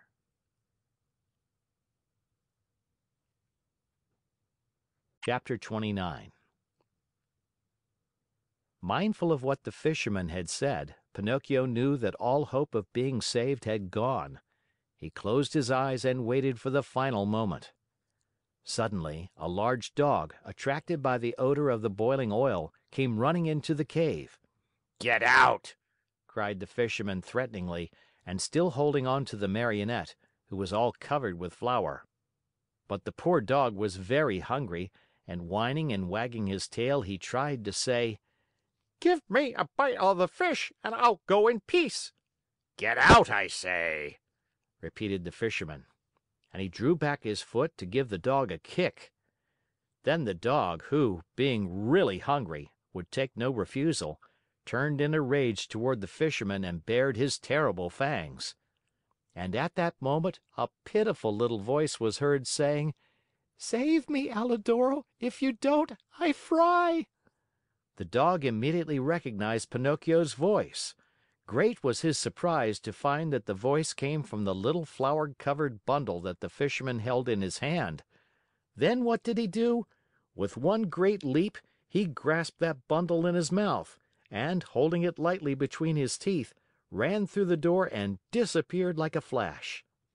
The Fisherman, angry at seeing his meal snatched from under his nose, ran after the dog, but a bad fit of coughing made him stop and turn back.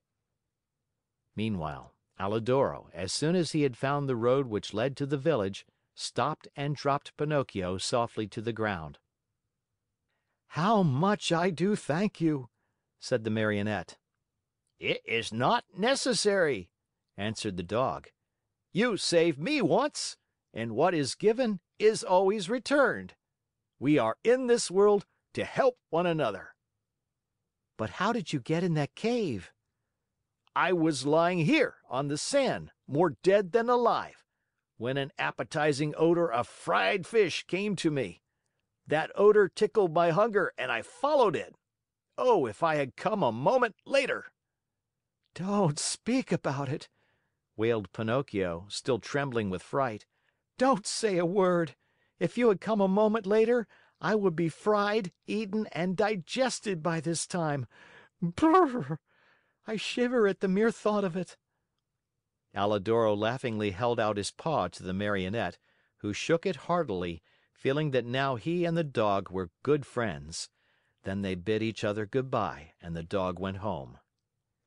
Pinocchio, left alone, walked toward a little hut near by, where an old man sat at the door sunning himself, and asked: "Tell me, good man, have you heard anything of a poor boy with a wounded head, whose name was Eugene?"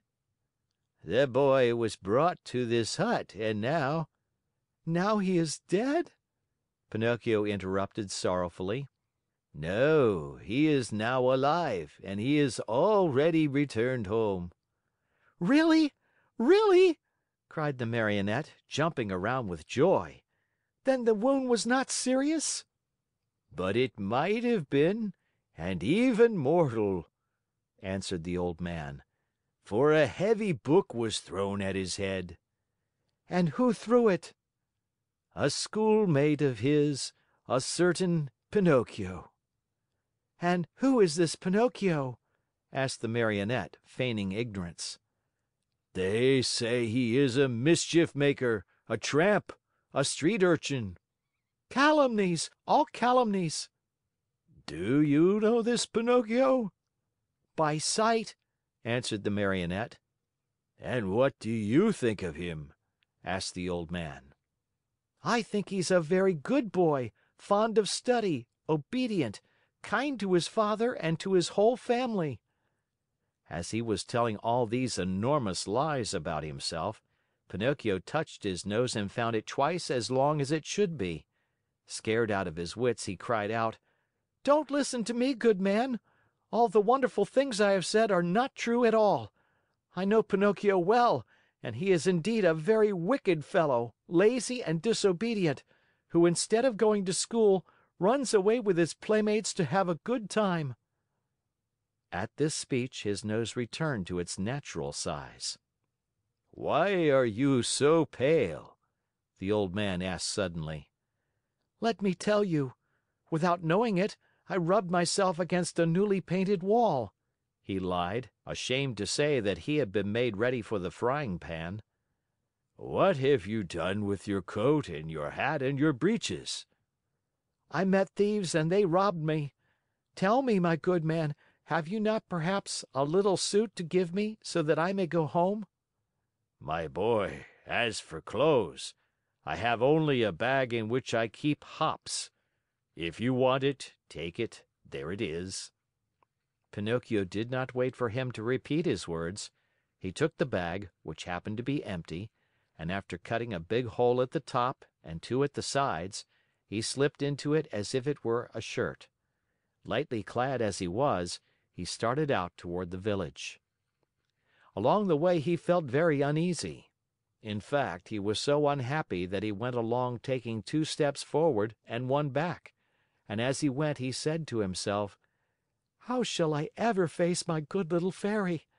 What will she say when she sees me? Will she forgive this last trick of mine? I am sure she won't. Oh, no, she won't. And I deserve it as usual, for I am a rascal, fine on promises which I never keep." He came to the village late at night. It was so dark he could see nothing and it was raining pitchforks. Pinocchio ran straight to the fairy's house, firmly resolved to knock at the door. When he found himself there, he lost courage and ran back a few steps. A second time he came to the door, and again he ran back. A third time he repeated his performance. The fourth time, before he had time to lose his courage, he grasped the knocker and made a faint sound with it. He waited and waited and waited. Finally, after a full half hour, a top-floor window, the house had 4 stories, opened, and Pinocchio saw a large snail look out. A tiny light glowed on top of her head. "Who knocks at this late hour?" She called. "Is the Fairy home?" asked the Marionette. "The Fairy is asleep and does not wish to be disturbed. Who are you?" "It is I." "Who's I?" "Pinocchio." "Who is Pinocchio?" "The Marionette, the one who lives in the Fairy's house." "Oh, I understand," said the Snail. "Wait for me there. I'll come down to open the door for you." "Hurry, I beg of you, for I am dying of cold." "My boy, I am a snail, and snails are never in a hurry." An hour passed, 2 hours, and the door was still closed. Pinocchio, who was trembling with fear and shivering from the cold rain on his back, knocked a second time, this time louder than before. At that second knock, a window on the 3rd floor opened and the same Snail looked out. "Dear little Snail," cried Pinocchio from the street, "I have been waiting 2 hours for you, and 2 hours on a dreadful night like this are as long as 2 years. Hurry, please."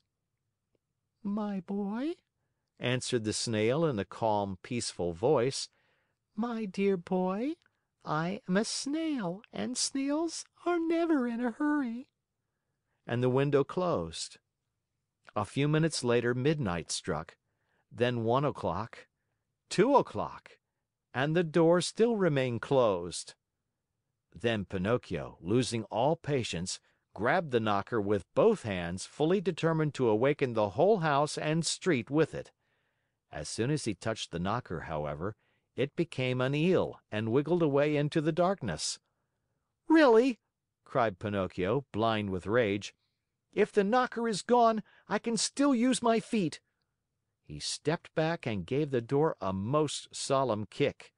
He kicked so hard that his foot went straight through the door, and his leg followed almost to the knee. No matter how he pulled and tugged, he could not pull it out. There he stayed as if nailed to the door. Poor Pinocchio! The rest of the night he had to spend with one foot through the door and the other one in the air. As dawn was breaking, the door finally opened. That brave little animal, the Snail, had taken exactly 9 hours to go from the 4th floor to the street. How she must have raced! "What are you doing with your foot through the door?" she asked the Marionette, laughing. "It was a misfortune. Won't you try, pretty little Snail, to free me from this terrible torture?" "My boy, we need a carpenter here, and I have never been one." "Ask the Fairy to help me." "The Fairy is asleep and does not want to be disturbed." "But what do you want me to do, nailed to the door like this?" "Enjoy yourself counting the ants which are passing by." "Bring me something to eat, at least, for I am faint with hunger." "Immediately." In fact, after 3 hours and a half, Pinocchio saw her return with a silver tray on her head. On the tray there was bread, roast chicken, fruit. "Here is the breakfast the Fairy sends to you," said the Snail. At the sight of all these good things, the Marionette felt much better. What was his disgust, however, when on tasting the food, he found the bread to be made of chalk, the chicken of cardboard, and the brilliant fruit of colored alabaster. He wanted to cry. He wanted to give himself up to despair. He wanted to throw away the tray and all that was on it. Instead, Either from pain or weakness, he fell to the floor in a dead faint. When he regained his senses, he found himself stretched out on a sofa, and the Fairy was seated near him. "This time also I forgive you," said the Fairy to him, "but be careful not to get into mischief again." Pinocchio promised to study and to behave himself, and he kept his word for the remainder of the year. At the end of it, he passed first in all his examinations, and his report was so good that the Fairy said to him happily, "Tomorrow your wish will come true." "And what is it?" "Tomorrow you will cease to be a Marionette and will become a real boy." Pinocchio was beside himself with joy. All his friends and schoolmates must be invited to celebrate the great event. The Fairy promised to prepare 200 cups of coffee and milk, and 400 slices of toast buttered on both sides. The day promised to be a very gay and happy one. But, unluckily, in a Marionette's life there is always a but, which is apt to spoil everything. End of chapter.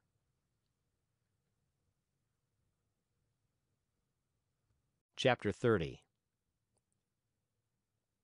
Coming at last out of the surprise into which the Fairy's word had thrown him, Pinocchio asked for permission to give out the invitations. "Indeed, you may invite your friends to tomorrow's party.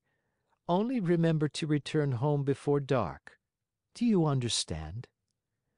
"I'll be back in 1 hour without fail," answered the Marionette. "Take care, Pinocchio.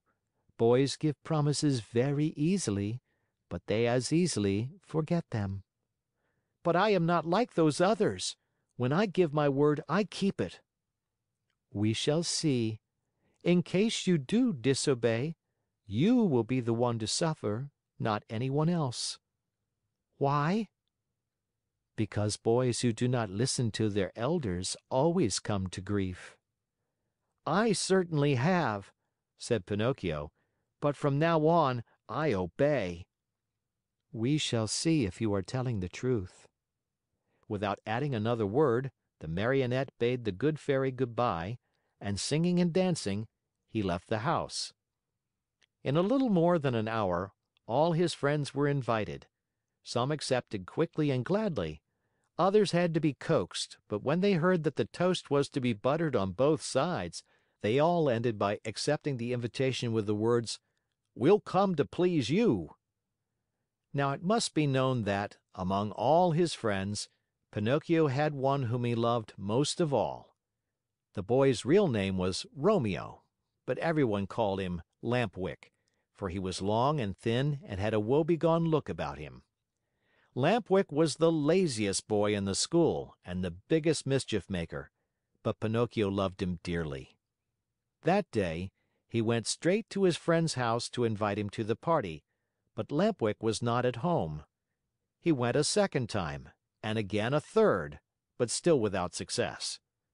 Where could he be? Pinocchio searched here and there and everywhere and finally discovered him hiding near a farmer's wagon. "What are you doing there?" asked Pinocchio, running up to him. "I am waiting for midnight to strike to go—" "Where?" "Far, far away." "And I have gone to your house 3 times to look for you." "What did you want from me?" "Haven't you heard the news? Don't you know what good luck is mine?" "What is it?" "Tomorrow I end my days as a Marionette and become a boy, like you and all my other friends." "May it bring you luck." "Shall I see you at my party tomorrow?" "But I'm telling you that I go tonight." "At what time?" "At midnight." "And where are you going?" "To a real country, the best in the world, a wonderful place." "What is it called?" "It is called the Land of Toys. Why don't you come too?" "I? Oh, no." "You are making a big mistake, Pinocchio. Believe me, if you don't come, you'll be sorry. Where can you find a place that will agree better with you and me? No schools? No teachers, no books. In that blessed place there is no such thing as study. Here it is only on Saturdays that we have no school. In the land of toys, every day, except Sunday, is a Saturday. Vacation begins on the 1st of January and ends on the last day of December. That is the place for me. All countries should be like it. How happy we should all be. But how does one spend the day in the land of toys? Days are spent in play and enjoyment from morn till night. At night one goes to bed, and next morning the good times begin all over again. What do you think of it? Nodding his wooden head as if to say, it's the kind of life which would agree with me perfectly. Do you want to go with me then? Yes or no? You must make up your mind. No, no, and again no. I have promised my kind fairy to become a good boy, and I want to keep my word. Just see, the sun is setting and I must leave you and run. Goodbye and good luck to you. Where are you going in such a hurry? Home. My good fairy wants me to return home before night. Wait 2 minutes more. It's too late. Only 2 minutes. And if the fairy scolds me? Let her scold. After she gets tired, she will stop, said Lampwick. Are you going alone or with others? Alone? There will be more than 100 of us. Will you walk? At midnight, the wagon passes here that is to take us within the boundaries of that marvelous country. How I wish midnight would strike. Why? To see you all set out together. Stay here a while longer and you will see us. No, no, I want to return home. Wait 2 more minutes. I have waited too long as it is. The fairy will be worried. Poor fairy. Is she afraid the bats will eat you up? Listen, Lampwick, said the Marionette. Are you really sure that there are no schools in the land of toys? Not even the shadow of one. Not even one teacher? Not one. And one does not have to study? Never, never, never. What a great land, said Pinocchio, feeling his mouth water. What a beautiful land! I have never been there, but I can well imagine it. Why don't you come too? It is useless for you to tempt me.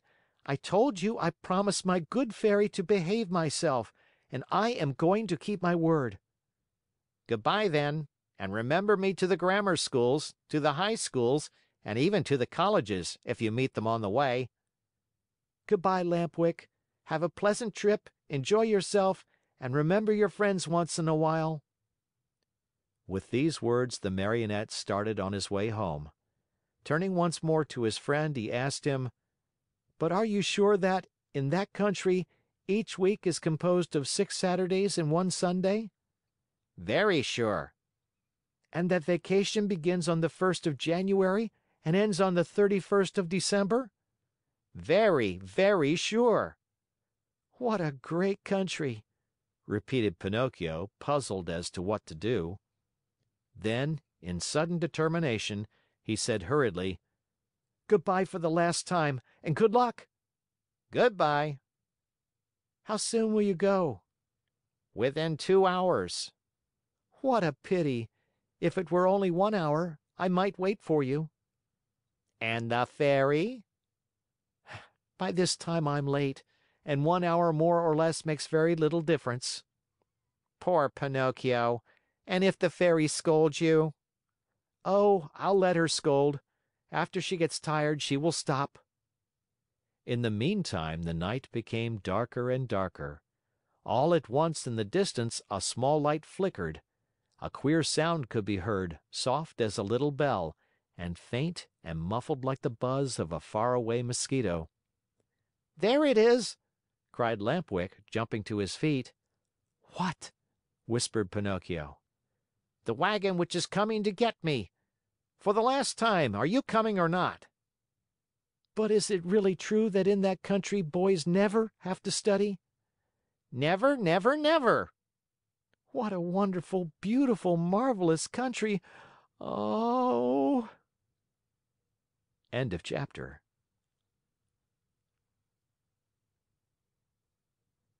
Chapter 31. Finally the wagon arrived. It made no noise, for its wheels were bound with straw and rags. It was drawn by 12 pair of donkeys, all of the same size, but all of different color. Some were gray, others white, and still others a mixture of brown and black. Here and there were a few with large yellow and blue stripes. The strangest thing of all was that those 24 donkeys, instead of being iron-shod like any other beast of burden, had on their feet laced shoes made of leather, just like the ones boys wear. And the driver of the wagon? Imagine to yourselves a little fat man, much wider than he was long, round and shiny as a ball of butter, with a face beaming like an apple, a little mouth that always smiled, and a voice small and wheedling like that of a cat begging for food. No sooner did any boy see him than he fell in love with him, and nothing satisfied him but to be allowed to ride in his wagon to that lovely place called the Land of Toys.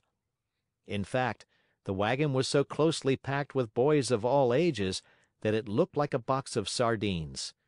They were uncomfortable, they were piled one on top of the other, they could hardly breathe, yet not one word of complaint was heard.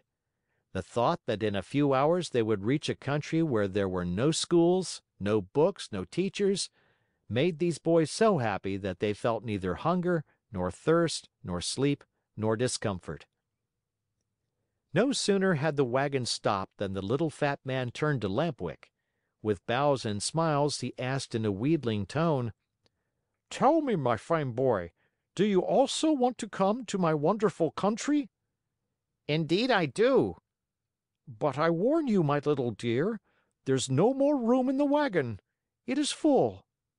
Never mind, answered Lampwick. If there's no room inside, I can sit on the top of the coach. And with one leap he perched himself there. "What about you, my love?" asked the little man, turning politely to Pinocchio. "What are you going to do? Will you come with us, or do you stay here?" I stay here, answered Pinocchio. I want to return home, as I prefer to study and to succeed in life. "May that bring you luck." "Pinocchio," Lampwick called out, "listen to me. Come with us and we'll always be happy." "No, no, no." "Come with us and we'll always be happy," cried 4 other voices from the wagon. Come with us and we'll always be happy, shouted the 100 and more boys in the wagon, all together. "And if I go with you, what will my good Fairy say?" asked the Marionette, who was beginning to waver and weaken in his good resolutions. "Don't worry so much. Only think that we are going to a land where we shall be allowed to make all the racket we like from morning till night." Pinocchio did not answer, but sighed deeply once, twice, a third time. Finally he said, "Make room for me. I want to go too." "The seats are all filled," answered the little man. "But to show you how much I think of you, take my place as coachman." "And you?" "I'll walk." "No, indeed, I could not permit such a thing. I much prefer riding one of these donkeys," cried Pinocchio. No sooner said than done. He approached the first donkey and tried to mount it. But the little animal turned suddenly and gave him such a terrible kick in the stomach that Pinocchio was thrown to the ground and fell with his legs in the air. At this unlooked for entertainment, the whole company of runaways laughed uproariously. The little fat man did not laugh. He went up to the rebellious animal and, still smiling, bent over him lovingly and bit off half of his right ear. In the meantime, Pinocchio lifted himself up from the ground and with one leap landed on the donkey's back. The leap was so well taken that all the boys shouted, "Hurrah for Pinocchio!" and clapped their hands in hearty applause. Suddenly, the little donkey gave a kick with his 2 hind feet, and at this unexpected move, the poor Marionette found himself once again sprawling right in the middle of the road. Again the boys shouted with laughter. But the little man, instead of laughing, became so loving toward the little animal that, with another kiss, he bit off half of his left ear. "You can mount now, my boy." He then said to Pinocchio, "Have no fear. That donkey was worried about something, but I have spoken to him and now he seems quiet and reasonable." Pinocchio mounted and the wagon started on its way. While the donkeys galloped along the stony road, the Marionette fancied he heard a very quiet voice whispering to him: "Poor silly! You have done as you wished, but you are going to be a sorry boy before very long." Pinocchio, greatly frightened, looked about him to see whence the words had come, but he saw no one.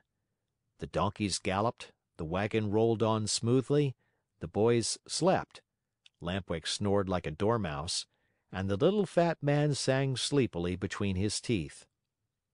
After a mile or so, Pinocchio again heard the same faint voice whispering, "Remember, little simpleton, boys who stop studying and turn their backs upon books and schools and teachers in order to give all their time to nonsense and pleasure, sooner or later come to grief. Oh, how well I know this!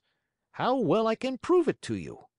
A day will come when you will weep bitterly, even as I am weeping now. But it will be too late."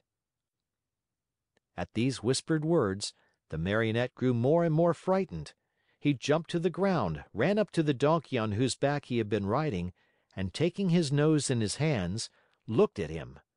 Think how great was his surprise when he saw that the donkey was weeping, weeping just like a boy. "Hey, Mr. Driver!" cried the Marionette. "Do you know what strange thing is happening here? This donkey weeps." "Let him weep. When he gets married, he will have time to laugh." "Have you perhaps taught him to speak?" "No. He learned to mumble a few words when he lived for 3 years with a band of trained dogs." "Poor beast!"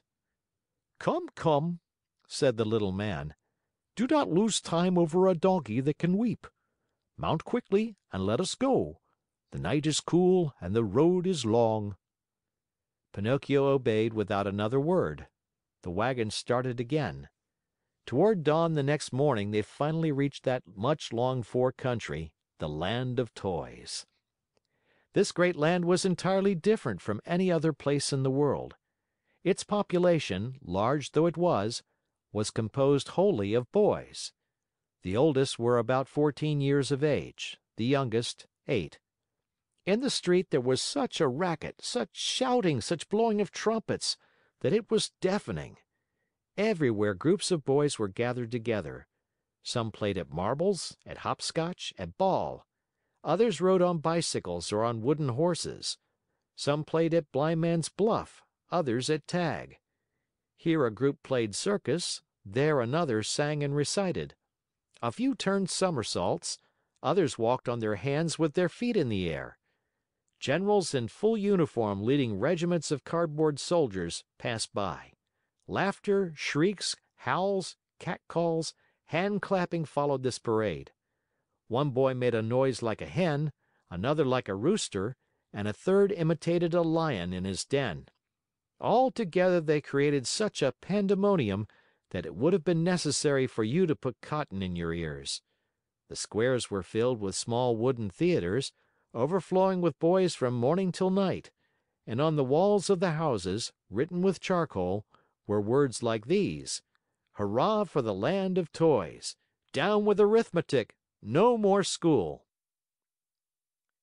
As soon as they had set foot in that land, Pinocchio, Lampwick, and all the other boys who had traveled with them started out on a tour of investigation. They wandered everywhere, they looked into every nook and corner, house and theater. They became everybody's friend. Who could be happier than they? What with entertainments and parties, the hours, the days, the weeks passed like lightning. "Oh, what a beautiful life this is!" said Pinocchio each time that, by chance, he met his friend Lampwick. Was I right or wrong?" answered Lampwick. "And to think you did not want to come! To think that even yesterday the idea came into your head to return home to see your fairy and to start studying again!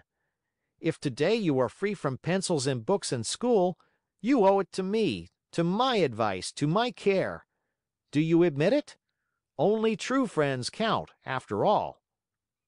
"It's true, Lampwick, it's true. If today I am a really happy boy, it is all because of you. And to think that the teacher, when speaking of you, used to say, 'Do not go with that Lampwick. He is a bad companion, and some day he will lead you astray.'" "Poor teacher," answered the other, nodding his head. "Indeed, I know how much he disliked me, and how he enjoyed speaking ill of me. But I am of a generous nature, and I gladly forgive him." "Great soul!" said Pinocchio, fondly embracing his friend. 5 months passed, and the boys continued playing and enjoying themselves from morn till night, without ever seeing a book or a desk or a school. But, my children, there came a morning when Pinocchio awoke and found a great surprise awaiting him, a surprise which made him feel very unhappy, as you shall see. End of chapter.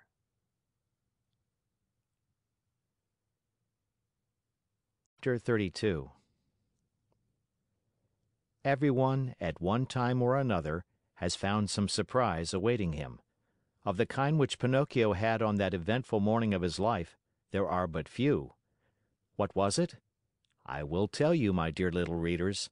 On awakening, Pinocchio put his hand up to his head and there he found... Guess.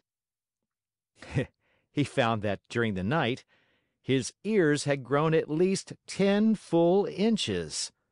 You must know that the Marionette, even from his birth, had very small ears, so small indeed that to the naked eye they could hardly be seen. Fancy how he felt when he noticed that overnight those two dainty organs had become as long as shoe brushes. He went in search of a mirror, but not finding any, he just filled a basin with water and looked at himself. There he saw what he never could have wished to see. His manly figure was adorned and enriched by a beautiful pair of donkey's ears. I leave you to think of the terrible grief, the shame, the despair of the poor Marionette. He began to cry, to scream, to knock his head against the wall, but the more he shrieked, the longer and the more hairy grew his ears. At those piercing shrieks, a dormouse came into the room, a fat little dormouse who lived upstairs. Seeing Pinocchio so grief-stricken, she asked him anxiously, "What is the matter, dear little neighbor?" "I am sick, my little dormouse, very, very sick, and from an illness which frightens me. Do you understand how to feel the pulse?" "A little." "Feel mine then and tell me if I have a fever." The dormouse took Pinocchio's wrist between her paws, and after a few minutes looked up at him sorrowfully and said, "My friend, I am sorry, but I must give you some very sad news." "What is it?" "You have a very bad fever." "But what fever is it?" "The donkey fever." "I don't know anything about that fever," answered the Marionette, beginning to understand even too well what was happening to him. "Then I will tell you all about it," said the Dormouse. "Know then that, within 2 or 3 hours, you will no longer be a Marionette, nor a boy." "What shall I be?" "Within 2 or 3 hours, you will become a real donkey, just like the ones that pull the fruit carts to market." "Oh, what have I done? What have I done?" cried Pinocchio, grasping his two long ears in his hands and pulling and tugging at them angrily, just as if they belonged to another. "My dear boy," answered the Dormouse to cheer him up a bit, "why worry now? What is done cannot be undone, you know. Fate has decreed that all lazy boys who come to hate books and schools and teachers and spend all their days with toys and games must sooner or later turn into donkeys." But is it really so?" asked the Marionette, sobbing bitterly. "I am sorry to say it is, and tears are now useless. You should have thought of all this before." "But the fault is not mine. Believe me, little Dormouse, the fault is all Lampwick's." "And who is this Lampwick?" "A classmate of mine. I wanted to return home. I wanted to be obedient. I wanted to study and to succeed in school, but Lampwick said to me, 'Why do you want to waste your time studying? Why do you want to go to school? Come with me to the land of toys. There we'll never study again. There we can enjoy ourselves and be happy from morn till night.'" "And why did you follow the advice of that false friend?" "Why? Because, my dear little Dormouse, I am a heedless Marionette, heedless and heartless. Oh! If I had only had a bit of heart, I should never have abandoned that good fairy, who loved me so well and who has been so kind to me.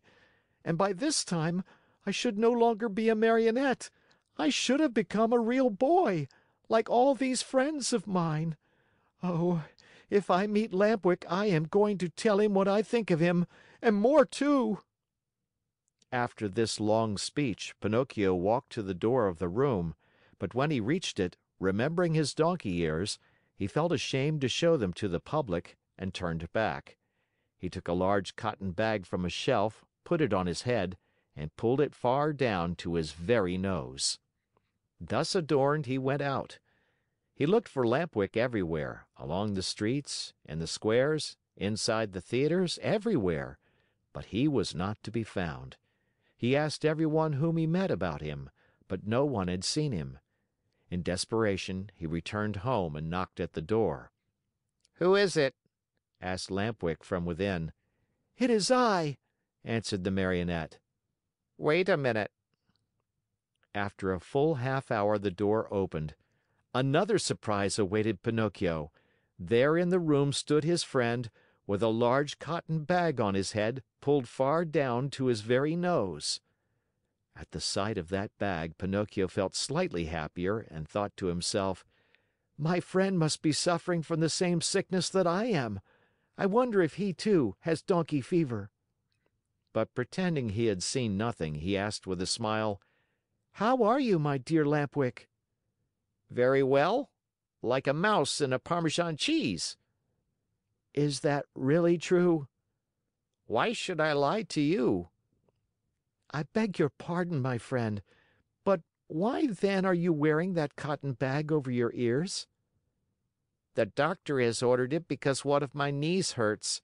And you, dear Marionette, why are you wearing that cotton bag down to your nose?" "The doctor has ordered it because I have bruised my foot." "Oh, my poor Pinocchio!" "Oh, my poor Lampwick!"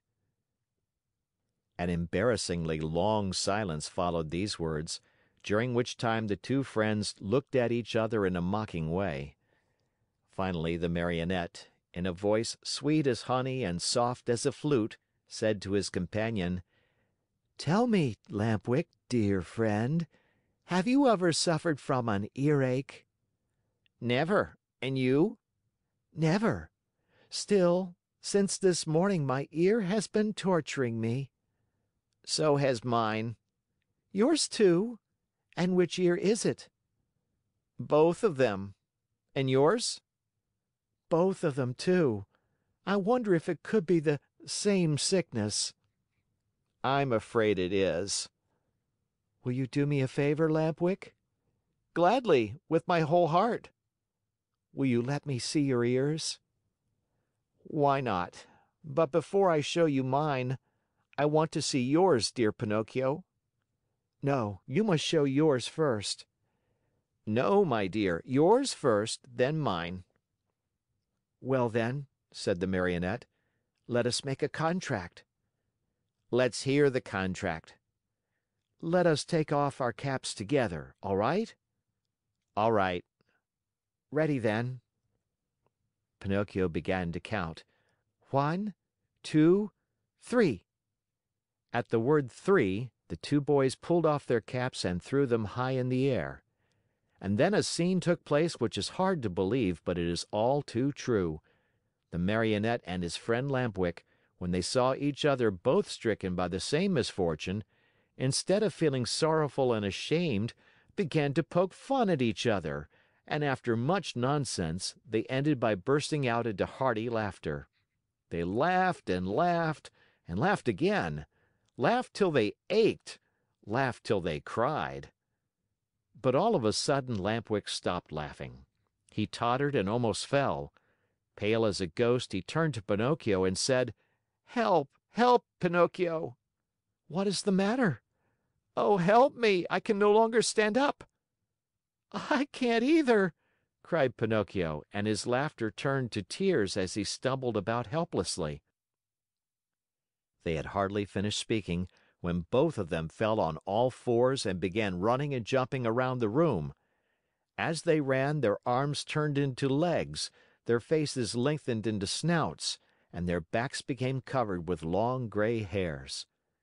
This was humiliation enough, but the most horrible moment was the one in which the two poor creatures felt their tails appear. Overcome with shame and grief, they tried to cry and bemoan their fate.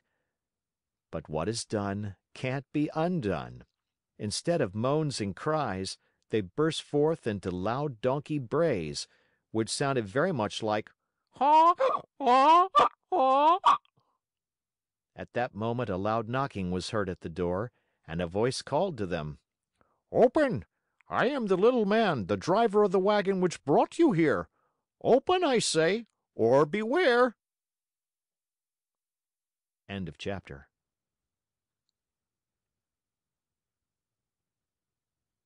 Chapter 33. Very sad and downcast were the two poor little fellows as they stood and looked at each other. Outside the room, the little man grew more and more impatient, and finally gave the door such a violent kick that it flew open. With his usual sweet smile on his lips, he looked at Pinocchio and Lampwick and said to them, "Fine work, boys! You have brayed well, so well that I recognized your voices immediately, and here I am." On hearing this, the two donkeys bowed their heads in shame, dropped their ears, and put their tails between their legs. At first, the little man petted and caressed them and smoothed down their hairy coats. Then he took out a currycomb and worked over them till they shone like glass. Satisfied with the looks of the two little animals, he bridled them and took them to a marketplace far away from the land of toys, in the hope of selling them at a good price. In fact, he did not have to wait very long for an offer. Lampwick was bought by a farmer whose donkey had died the day before. Pinocchio went to the owner of a circus, who wanted to teach him to do tricks for his audiences. And now you understand what the little man's profession was? This horrid little being, whose face shone with kindness, went about the world looking for boys. Lazy boys, boys who hated books, boys who wanted to run away from home, boys who were tired of school. All these were his joy and his fortune. He took them with him to the land of toys and let them enjoy themselves to their heart's content. When, after months of all play and no work, they became little donkeys, he sold them on the marketplace. In a few years, he had become a millionaire.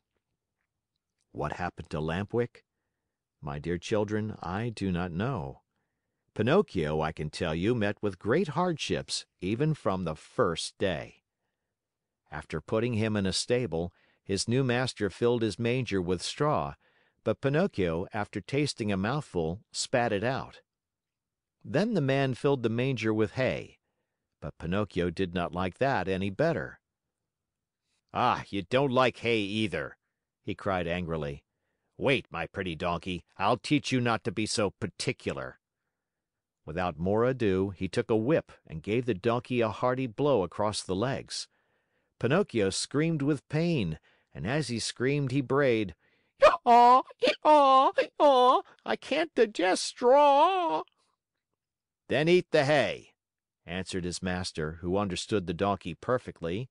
"Yaw, yaw, yaw! Hay gives me a headache." Do you pretend, by any chance, that I should feed you duck or chicken?"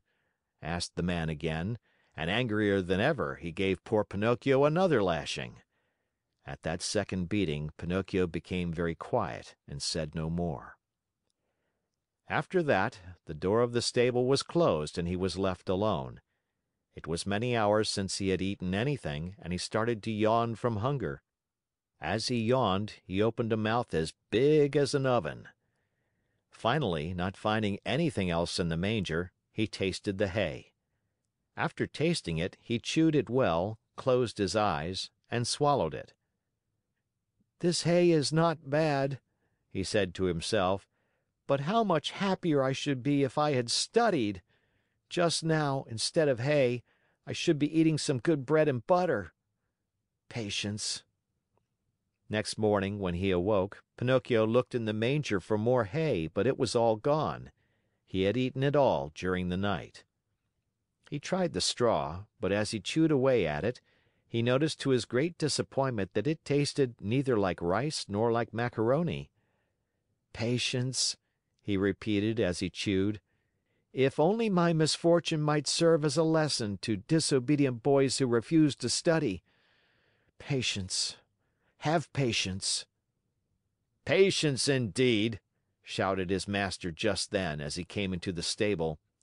"Do you think, perhaps, my little donkey, that I have brought you here only to give you food and drink? Oh, no! You are to help me earn some fine gold pieces, do you hear? Come along now. I am going to teach you to jump and bow, to dance a waltz and a polka, and even to stand on your head." Poor Pinocchio, whether he liked it or not, had to learn all these wonderful things, but it took him 3 long months and cost him many, many lashings before he was pronounced perfect. The day came at last when Pinocchio's master was able to announce an extraordinary performance. The announcements, posted all around the town, and written in large letters, read thus: "Great spectacle tonight! Leaps and exercises by the great artists and the famous horses of the company. First public appearance of the famous donkey called Pinocchio, the star of the dance. The theater will be as light as day." That night, as you can well imagine, the theater was filled to overflowing 1 hour before the show was scheduled to start. Not an orchestra chair could be had, not a balcony seat, nor a gallery seat, not even for their weight in gold. The place swarmed with boys and girls of all ages and sizes, wriggling and dancing about in a fever of impatience to see the famous donkey dance. When the first part of the performance was over, the owner and manager of the circus, in a black coat, white knee breeches, and patent leather boots, presented himself to the public and in a loud, pompous voice made the following announcement: "Most honored friends, gentlemen and ladies, your humble servant, the manager of this theater, presents himself before you tonight in order to introduce to you the greatest, the most famous donkey in the world, a donkey that has had the great honor in his short life of performing before the kings and queens and emperors of all the great courts of Europe. We thank you for your attention." This speech was greeted by much laughter and applause. And the applause grew to a roar when Pinocchio, the famous donkey, appeared in the circus ring. He was handsomely arrayed. A new bridle of shining leather with buckles of polished brass was on his back. 2 white camellias were tied to his ears. Ribbons and tassels of red silk adorned his mane, which was divided into many curls. A great sash of gold and silver was fastened around his waist, and his tail was decorated with ribbons of many brilliant colors. He was a handsome donkey indeed. The manager, when introducing him to the public, added these words: "Most honored audience, I shall not take your time tonight to tell you of the great difficulties which I have encountered while trying to tame this animal, since I found him in the wilds of Africa. Observe, I beg of you, the savage look of his eye. All the means used by centuries of civilizations in subduing wild beasts failed in this case. I had finally to resort to the gentle language of the whip in order to bring him to my will. With all my kindness, however, I never succeeded in gaining my donkey's love. He is still today as savage as the day I found him. He still fears and hates me, but I have found in him one great redeeming feature. Do you see this little bump on his forehead? It is this bump which gives him his great talent of dancing and using his feet as nimbly as a human being. Admire him, O signori, and enjoy yourselves. I let you, now, be the judges of my success as a teacher of animals. Before I leave you, I wish to state that there will be another performance tomorrow night. If the weather threatens rain, the great spectacle will take place at 11 o'clock in the morning." The manager bowed and then turned to Pinocchio and said, "Ready, Pinocchio?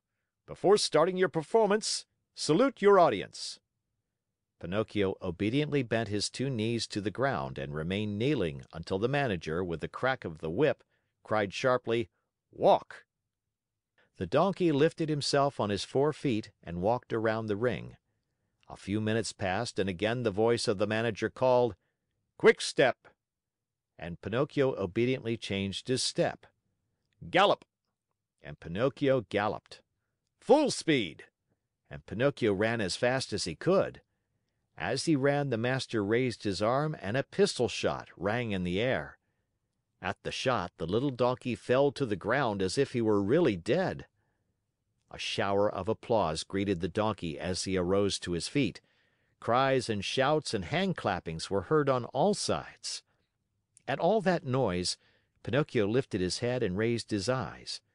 There in front of him, in a box sat a beautiful woman.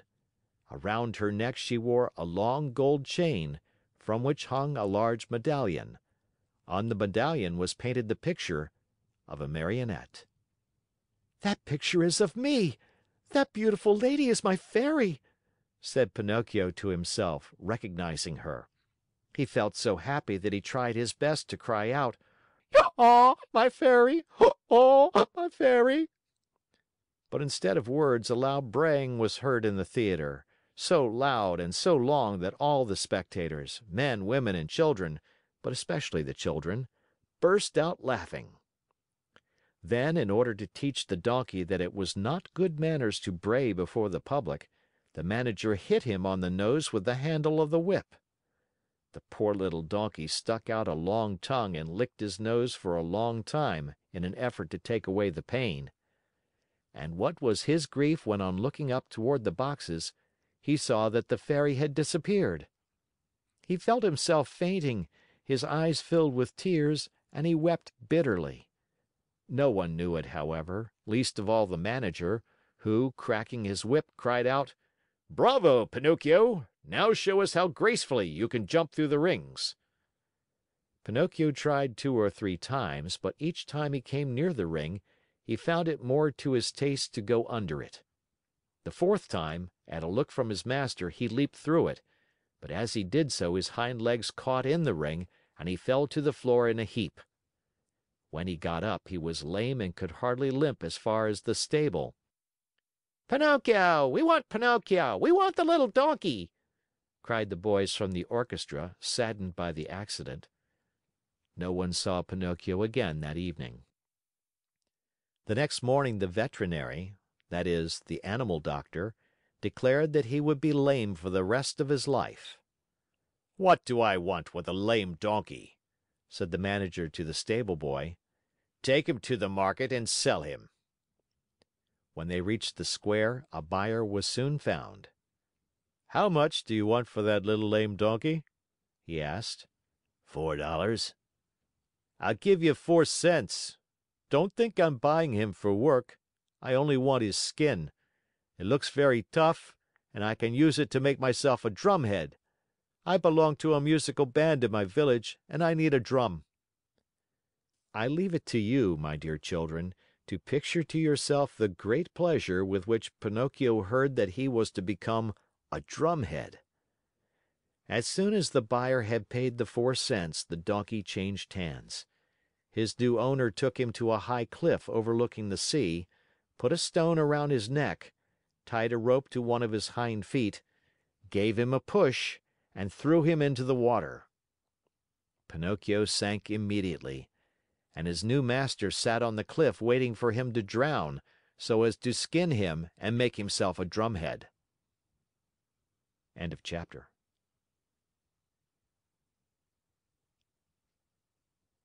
Chapter 34. Down into the sea, deeper and deeper sank Pinocchio, and finally, after 50 minutes of waiting, the man on the cliff said to himself, "By this time my poor little lame donkey must be drowned. Up with him and then I can get to work on my beautiful drum." He pulled the rope which he had tied to Pinocchio's leg, pulled and pulled and pulled, and at last he saw appear on the surface of the water, can you guess what? Instead of a dead donkey, he saw a very much alive Marionette, wriggling and squirming like an eel. Seeing that wooden Marionette, the poor man thought he was dreaming and sat there with his mouth wide open and his eyes popping out of his head. Gathering his wits together, he said, "And the donkey I threw into the sea?" "I am that donkey," answered the Marionette, laughing. "You?" "I." "Oh, you little cheat! Are you poking fun at me?" "Poking fun at you? Not at all, dear master. I am talking seriously." "But then, how is it that you, who a few minutes ago were a donkey, are now standing before me a wooden Marionette?" "It may be the effect of salt water. The sea is fond of playing these tricks." "Be careful, Marionette, be careful! Don't laugh at me! Woe be to you if I lose my patience." "Well then, my master, do you want to know my whole story? Untie my leg and I can tell it to you better." The old fellow, curious to know the true story of the Marionette's life, immediately untied the rope which held his foot. Pinocchio, feeling free as a bird of the air, began his tale. "Know then that, once upon a time, I was a wooden Marionette, just as I am today. One day I was about to become a boy, a real boy, but on account of my laziness and my hatred of books, and because I listened to bad companions, I ran away from home. One beautiful morning, I awoke to find myself changed into a donkey. Long ears, gray coat, even a tail. What a shameful day for me! I hope you will never experience one like it, dear master. I was taken to the fair and sold to a circus owner, who tried to make me dance and jump through the rings. One night, during a performance, I had a bad fall and became lame. Not knowing what to do with a lame donkey, the circus owner sent me to the marketplace and you bought me." "Indeed I did, and I paid 4 cents for you. Now who will return my money to me?" "But why did you buy me? You bought me to do me harm, to kill me, to make a drumhead out of me." "Indeed I did. And now where shall I find another skin?" "Never mind, dear master, there are so many donkeys in this world." "Tell me, impudent little rogue, does your story end here?" "One more word," answered the Marionette, "and I am through. After buying me, you brought me here to kill me. But feeling sorry for me, you tied a stone to my neck and threw me to the bottom of the sea. That was very good and kind of you to want me to suffer as little as possible, and I shall remember you always. And now my fairy will take care of me even if you—" "Your fairy? Who is she?" "She is my mother. And like all other mothers who love their children, she never loses sight of me, even though I do not deserve it. And today this good fairy of mine, as soon as she saw me in danger of drowning, sent 1,000 fishes to the spot where I lay. They thought I was really a dead donkey and began to eat me. What great bites they took! One ate my ears, another my nose, a third my neck and my mane.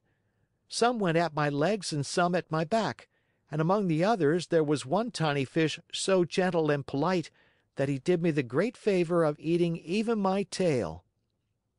"From now on," said the man, horrified, I swear I shall never again taste fish. How I should enjoy opening a mullet or a whitefish just to find there the tail of a dead donkey!" "I think as you do," answered the Marionette, laughing. "Still, you must know that when the fish finished eating my donkey coat, which covered me from head to foot, they naturally came to the bones, or rather, in my case, to the wood, for as you know, I am made of very hard wood. After the first few bites, those greedy fish found out that the wood was not good for their teeth, and afraid of indigestion, they turned and ran here and there without saying good by or even as much as thank you to me. Here, dear master, you have my story.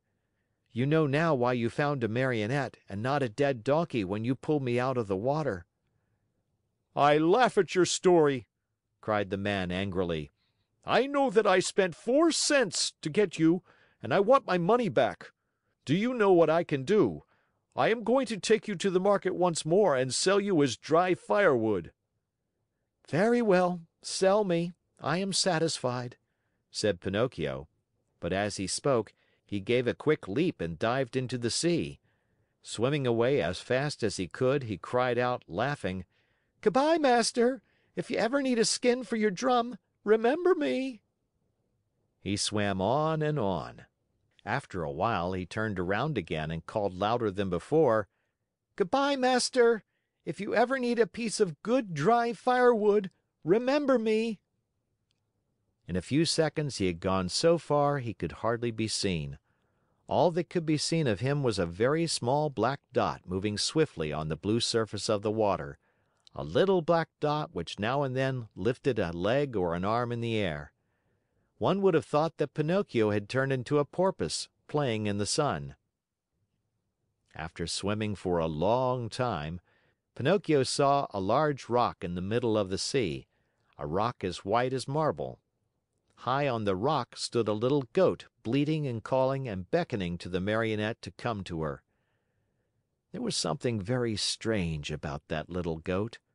Her coat was not white or black or brown as that of any other goat, but azure, a deep, brilliant color that reminded one of the hair of the lovely maiden. Pinocchio's heart beat fast, and then faster and faster. He redoubled his efforts and swam as hard as he could toward the white rock. He was almost halfway over when suddenly a horrible sea monster stuck its head out of the water, an enormous head with a huge mouth, wide open, showing 3 rows of gleaming teeth, the mere sight of which would have filled you with fear. Do you know what it was? That sea monster was no other than the enormous shark, which has often been mentioned in this story, and which, on account of its cruelty, had been nicknamed the Attila of the Sea by both fish and fishermen. Poor Pinocchio! The sight of that monster frightened him almost to death. He tried to swim away from him, to change his path, to escape, but that immense mouth kept coming nearer and nearer. "Hasten, Pinocchio, I beg you!" bleated the little goat on the high rock.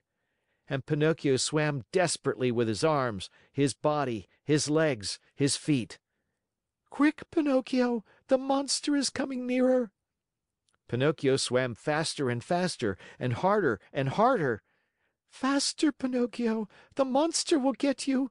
There he is! There he is! Quick, quick, or you are lost!" Pinocchio went through the water like a shot. Swifter and swifter.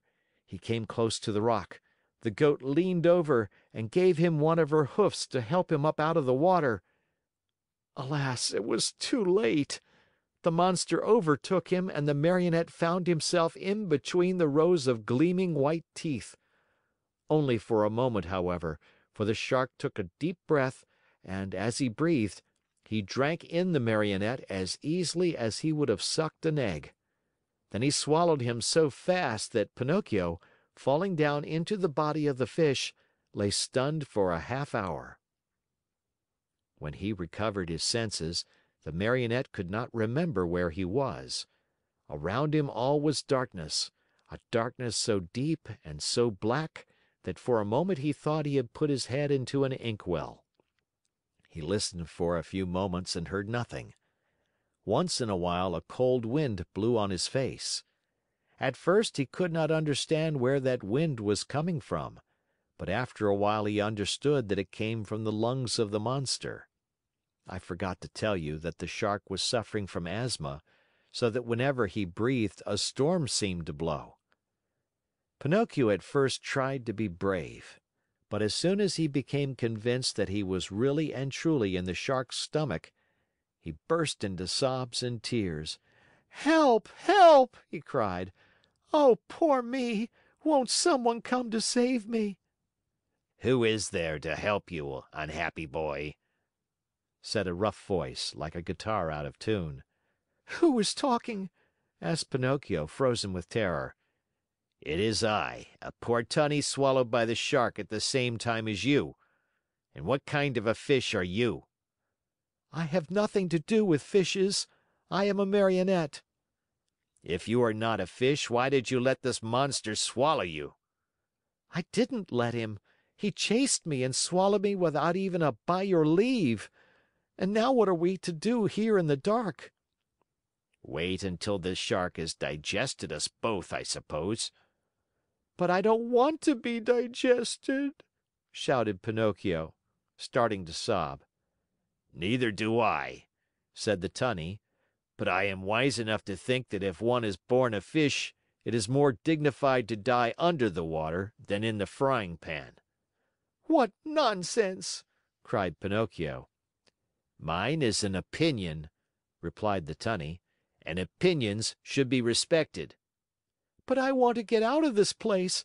I want to escape." "Go if you can." "Is this Shark that has swallowed us very long?" asked the Marionette. "His body, not counting the tail, is almost a mile long." While talking in the darkness, Pinocchio thought he saw a faint light in the distance. "What can that be?" he said to the Tunny.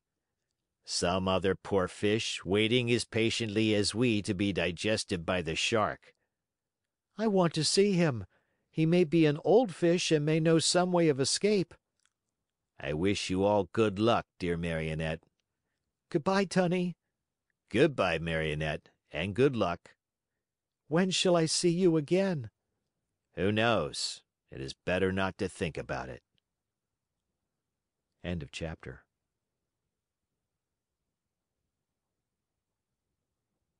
Chapter 35. Pinocchio, as soon as he had said goodbye to his good friend, the Tunny, tottered away in the darkness and began to walk as well as he could toward the faint light which glowed in the distance. As he walked, his feet splashed in a pool of greasy and slippery water, which had such a heavy smell of fish fried in oil that Pinocchio thought it was Lent. The farther on he went, the brighter and clearer grew the tiny light. On and on he walked until finally he found— I give you 1,000 guesses, my dear children. He found a little table set for dinner and lighted by a candle stuck in a glass bottle, and near the table sat a little old man, white as the snow, eating live fish. They wriggled so that, now and again, one of them slipped out of the old man's mouth and escaped into the darkness under the table. At this sight, the poor Marionette was filled with such great and sudden happiness that he almost dropped in a faint. He wanted to laugh. He wanted to cry. He wanted to say 1,001 things, but all he could do was to stand still, stuttering and stammering brokenly. At last, with a great effort, he was able to let out a scream of joy, and, opening wide his arms, he threw them around the old man's neck. "Oh, Father! Dear Father! Have I found you at last? Now I shall never, never leave you again." "Are my eyes really telling me the truth?" answered the old man, rubbing his eyes. "Are you really my own dear Pinocchio?" "Yes, yes, yes! It is I! Look at me! And you have forgiven me, haven't you? Oh, my dear Father, how good you are! And to think that oh, but if you only knew how many misfortunes have fallen on my head and how many troubles I have had! Just think that on the day you sold your old coat to buy me my ABC book so that I could go to school, I ran away to the Marionette Theater, and the proprietor caught me and wanted to burn me to cook his roast lamb. He was the one who gave me the 5 gold pieces for you, but I met the fox and the cat, who took me to the Inn of the Red Lobster. There they ate like wolves, and I left the inn alone, and I met the assassins in the wood. I ran, and they ran after me, always after me, till they hanged me to the branch of a giant oak tree.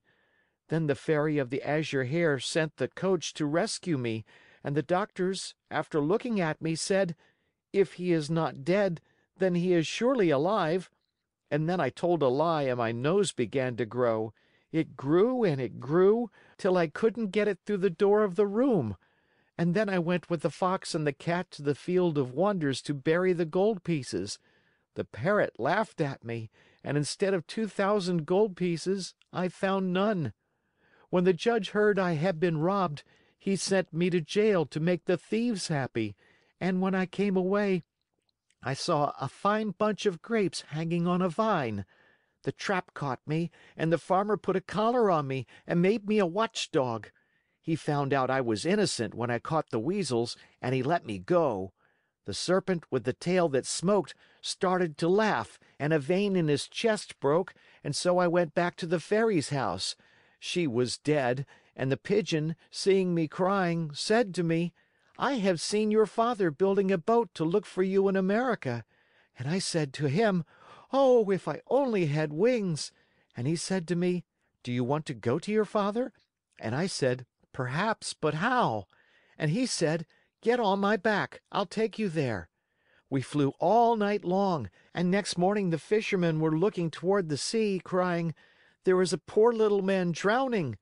And I knew it was you, because my heart told me so, and I waved to you from the shore." "I knew you also," put in Geppetto, "and I wanted to go to you, but how could I? The sea was rough, and the whitecaps overturned the boat. Then a terrible shark came up out of the sea, and as soon as he saw me in the water, swam quickly toward me, put out his tongue, and swallowed me as easily as if I had been a chocolate peppermint." "And how long have you been shut away in here?" "From that day to this, 2 long, weary years. 2 years, my Pinocchio, which have been like 2 centuries." "And how have you lived? Where did you get the candle? And the matches with which to light it? Where did you get them?" You must know that, in the storm which swamped my boat, a large ship also suffered the same fate. The sailors were all saved, but the ship went right to the bottom of the sea, and the same terrible shark that swallowed me swallowed most of it." "What? Swallowed a ship?" asked Pinocchio in astonishment. "At one gulp. The only thing he spat out was the mainmast, for it stuck in his teeth. To my own good luck, that ship was loaded with meat, preserved foods, crackers, bread, bottles of wine, raisins, cheese, coffee, sugar, wax candles, and boxes of matches. With all these blessings I have been able to live happily on for 2 whole years. But now I am at the very last crumbs. Today there is nothing left in the cupboard, and this candle you see here is the last one I have." "And then?" "And then, my dear, we'll find ourselves in darkness." "Then, my dear father," said Pinocchio, "there is no time to lose. We must try to escape." "Escape? How?" "We can run out of the shark's mouth and dive into the sea." "You speak well, but I cannot swim, my dear Pinocchio." "Why should that matter? You can climb on my shoulders, and I, who am a fine swimmer, will carry you safely to the shore." "Dreams, my boy," answered Geppetto, shaking his head and smiling sadly. "Do you think it possible for a Marionette, a yard high, to have the strength to carry me on his shoulders and swim?" "Try it and see. And in any case, if it is written that we must die, We shall at least die together." Not adding another word, Pinocchio took the candle in his hand, and going ahead to light the way, he said to his father, "Follow me and have no fear." They walked a long distance through the stomach and the whole body of the Shark. When they reached the throat of the monster, they stopped for a while to wait for the right moment in which to make their escape. I want you to know that the Shark, being very old and suffering from asthma and heart trouble, was obliged to sleep with his mouth open. Because of this, Pinocchio was able to catch a glimpse of the sky filled with stars as he looked up through the open jaws of his new home. "The time has come for us to escape," he whispered, turning to his father. "The Shark is fast asleep. The sea is calm, and the night is as bright as day. Follow me closely, dear father, and we shall soon be saved." No sooner said than done. They climbed up the throat of the monster till they came to that immense open mouth. There they had to walk on tiptoes, for if they tickled the Shark's long tongue, he might awaken, and where would they be then? The tongue was so wide and so long that it looked like a country road.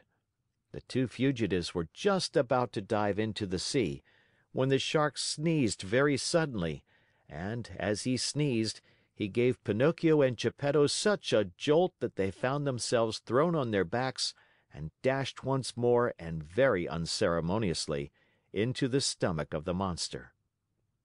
To make matters worse, the candle went out, and father and son were left in the dark. "And now?"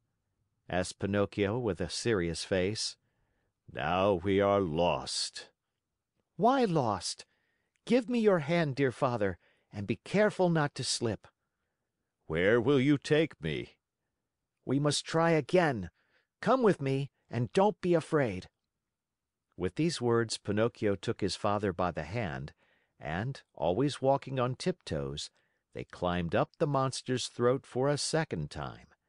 They then crossed the whole tongue and jumped over 3 rows of teeth.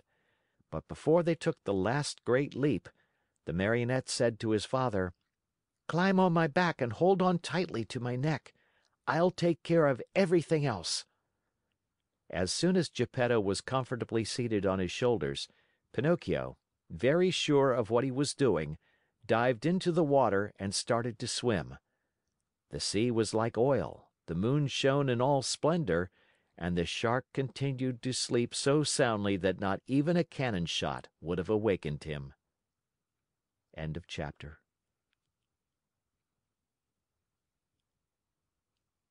Chapter 36. "My dear father, we are saved!" cried the Marionette.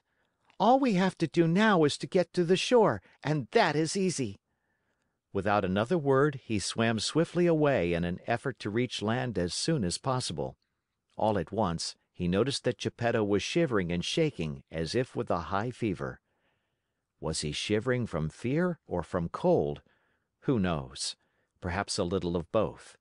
But Pinocchio, thinking his father was frightened, tried to comfort him by saying, "Courage, father! In a few moments we shall be safe on land." "But where is that blessed shore?"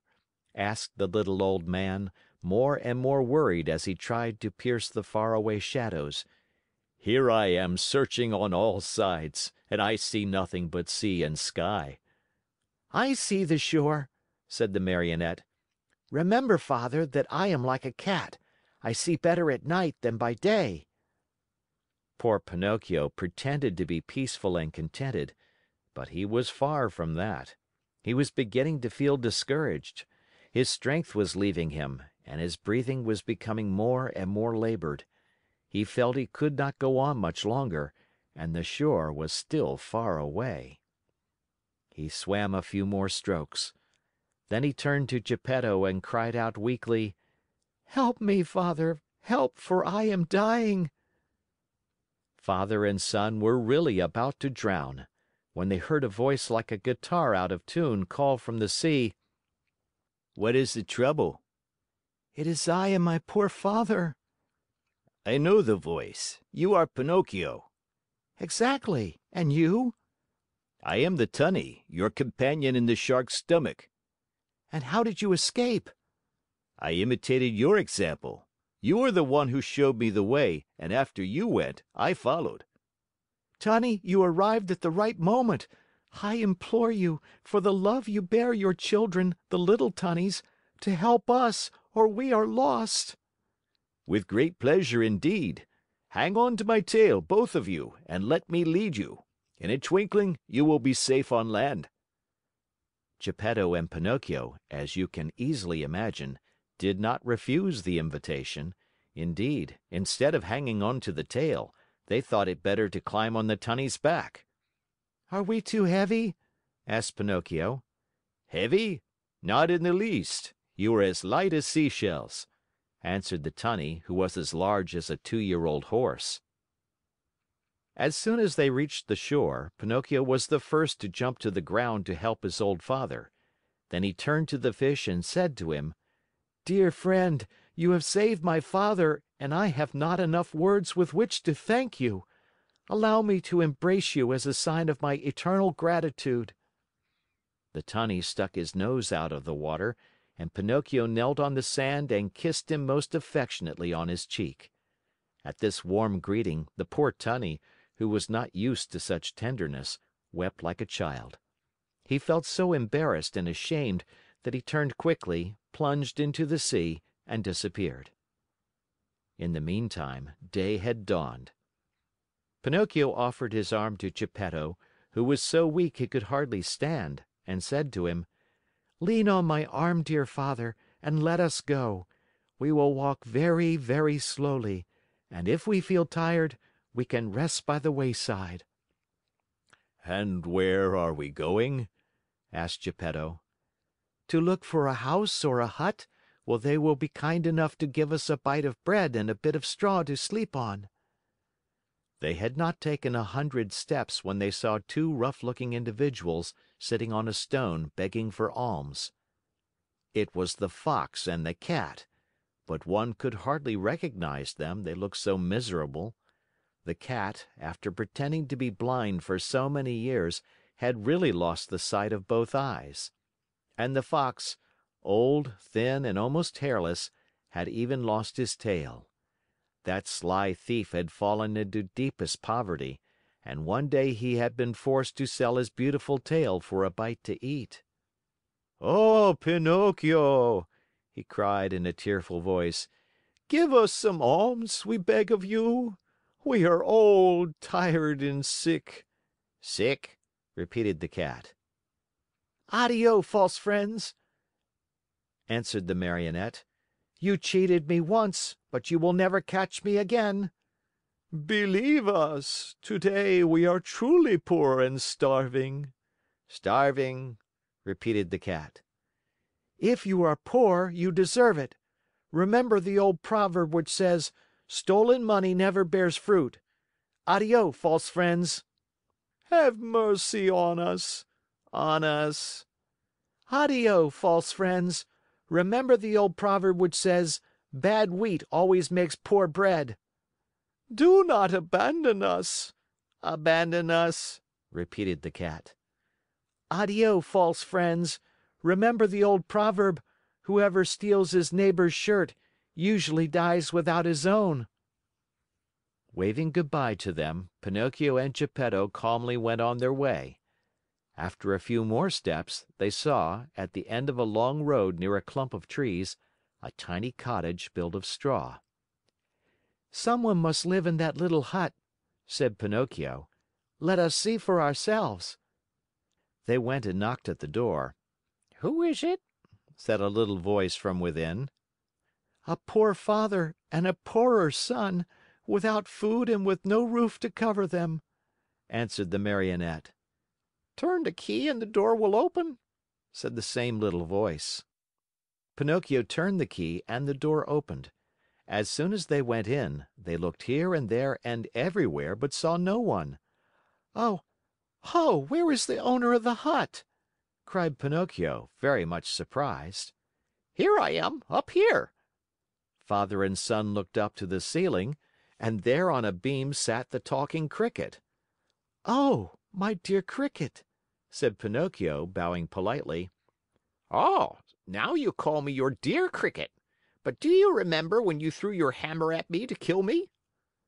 You are right, dear Cricket. Throw a hammer at me now. I deserve it. But spare my poor old father. I am going to spare both the father and the son. I have only wanted to remind you of the trick you long ago played upon me, to teach you that in this world of ours we must be kind and courteous to others, if we want to find kindness and courtesy in our own days of trouble. You are right, little Cricket. You are more than right, and I shall remember the lesson you have taught me. But will you tell how you succeeded in buying this pretty little cottage? This cottage was given to me yesterday by a little goat with blue hair. And where did the goat go? Asked Pinocchio. I don't know. And when will she come back? She will never come back. Yesterday she went away bleating sadly, and it seemed to me she said, "Poor Pinocchio, I shall never see him again. The shark must have eaten him by this time." Were those her real words? Then it was she. It was... My dear little fairy! Cried out Pinocchio, sobbing bitterly. After he had cried a long time, he wiped his eyes and then he made a bed of straw for old Geppetto. He laid him on it and said to the talking Cricket, "Tell me, little Cricket, where shall I find a glass of milk for my poor father?" 3 fields away from here lives Farmer John. He has some cows. Go there and he will give you what you want." Pinocchio ran all the way to Farmer John's house. The farmer said to him, "How much milk do you want?" "I want a full glass." "A full glass costs a penny. First give me the penny." "I have no penny," answered Pinocchio, sad and ashamed. "Very bad, my Marionette," answered the farmer. "Very bad. If you have no penny, I have no milk." "Too bad," said Pinocchio and started to go. "Wait a moment," said Farmer John. "Perhaps we can come to terms. Do you know how to draw water from a well?" "I can try." "Then go to that well you see yonder and draw 100 bucketfuls of water." "Very well." "After you have finished, I shall give you a glass of warm, sweet milk." "I am satisfied."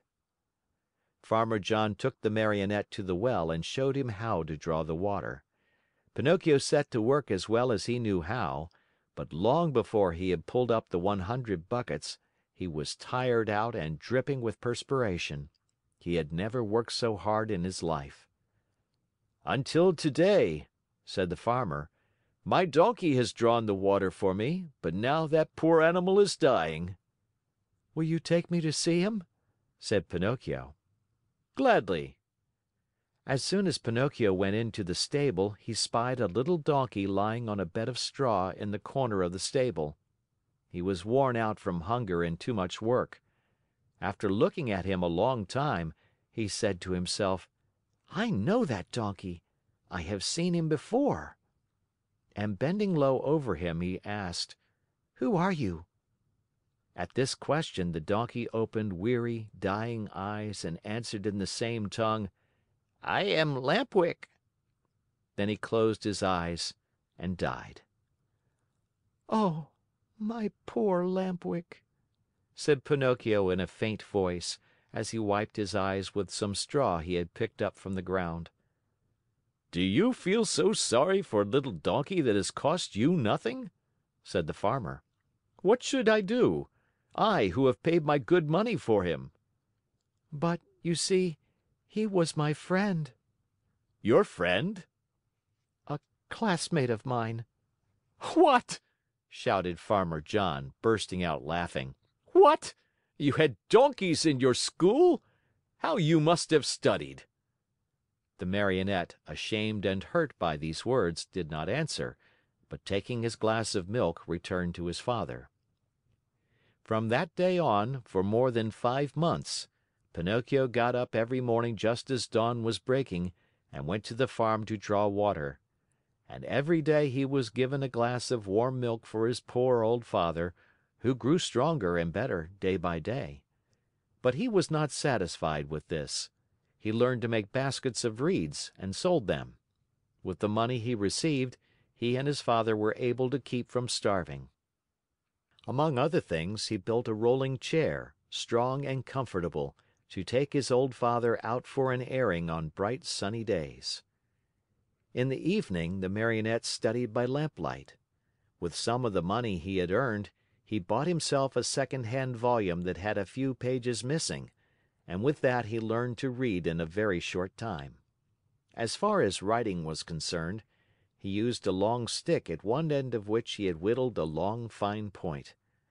Ink he had none, so he used the juice of blackberries or cherries. Little by little his diligence was rewarded. He succeeded, not only in his studies, but also in his work, and a day came when he put enough money together to keep his old father comfortable and happy. Besides this, he was able to save the great amount of 50 pennies. With it, he wanted to buy himself a new suit. One day, he said to his father, "I am going to the marketplace to buy myself a coat, a cap, and a pair of shoes. When I come back, I'll be so dressed up, you will think I am a rich man." He ran out of the house and up the road to the village, laughing and singing. Suddenly he heard his name called, and looking around to see whence the voice came, he noticed a large snail crawling out of some bushes. "Don't you recognize me?" said the Snail. "Yes and no." "Do you remember the snail that lived with the fairy with azure hair? Do you not remember how she opened the door for you one night and gave you something to eat?" "I remember everything!" cried Pinocchio. "Answer me quickly, pretty snail. Where have you left my fairy? What is she doing? Has she forgiven me? Does she remember me? Does she still love me? Is she very far away from here? May I see her?" At all these questions, tumbling out one after another, the Snail answered, calm as ever: "My dear Pinocchio, the fairy is lying ill in a hospital." "In a hospital?" "Yes, indeed. She has been stricken with trouble and illness, and she hasn't a penny left with which to buy a bite of bread." "Really? Oh, how sorry I am! My poor dear little fairy! If I had 1,000,000, I should run to her with it. But I have only 50 pennies. Here they are. I was just going to buy some clothes. Here, take them, little Snail, and give them to my good fairy." "What about the new clothes?" "What does that matter? I should like to sell these rags I have on to help her more. Go, and hurry. Come back here within a couple of days, and I hope to have more money for you. Until today I have worked for my father. Now I shall have to work for my mother also. Good bye, and I hope to see you soon." The Snail, much against her usual habit, began to run like a lizard under a summer sun. When Pinocchio returned home, his father asked him, "And where is the new suit?" "I couldn't find one to fit me. I shall have to look again some other day." That night, Pinocchio, instead of going to bed at 10 o'clock, waited until midnight, and instead of making 8 baskets, he made 16. After that he went to bed and fell asleep. As he slept, he dreamed of his fairy, beautiful, smiling, and happy, who kissed him and said to him, "Bravo, Pinocchio! In reward for your kind heart, I forgive you for all your old mischief. Boys who love and take good care of their parents when they are old and sick deserve praise, even though they may not be held up as models of obedience and good behavior. Keep on doing so well, and you will be happy." At that very moment, Pinocchio awoke and opened wide his eyes. What was his surprise and his joy when, on looking himself over, he saw that he was no longer a Marionette, but that he had become a real live boy. He looked all about him, and instead of the usual walls of straw, he found himself in a beautifully furnished little room, the prettiest he had ever seen. In a twinkling, he jumped down from his bed to look on the chair standing near. There he found a new suit, a new hat, and a pair of shoes. As soon as he was dressed, he put his hands in his pockets and pulled out a little leather purse on which were written the following words: "The Fairy with Azure Hair returns 50 pennies to her dear Pinocchio, with many thanks for his kind heart." The Marionette opened the purse to find the money, and behold, there were 50 gold coins. Pinocchio ran to the mirror. He hardly recognized himself. The bright face of a tall boy looked at him with wide awake blue eyes, dark brown hair, and happy, smiling lips. Surrounded by so much splendor, the Marionette hardly knew what he was doing. He rubbed his eyes 2 or 3 times, wondering if he were still asleep or awake, and decided he must be awake. "And where is Father?" he cried suddenly. He ran into the next room, and there stood Geppetto, grown years younger overnight, spick and span in his new clothes and gay as a lark in the morning. He was once more Mastro Geppetto, the wood carver, hard at work on a lovely picture frame, decorating it with flowers and leaves and heads of animals. "Father, Father, what has happened? Tell me if you can!" cried Pinocchio, as he ran and jumped on his father's neck. This sudden change in our house is all your doing, my dear Pinocchio," answered Geppetto. "What have I to do with it?" "Just this. When bad boys become good and kind, they have the power of making their homes gay and new with happiness." "I wonder where the old Pinocchio of wood has hidden himself." "There he is," answered Geppetto, and he pointed to a large Marionette leaning against a chair, head turned to one side, arms hanging limp, and legs twisted under him. After a long, long look, Pinocchio said to himself with great content: "How ridiculous I was as a Marionette! And how happy I am, now that I have become a real boy!" End of chapter, end of book.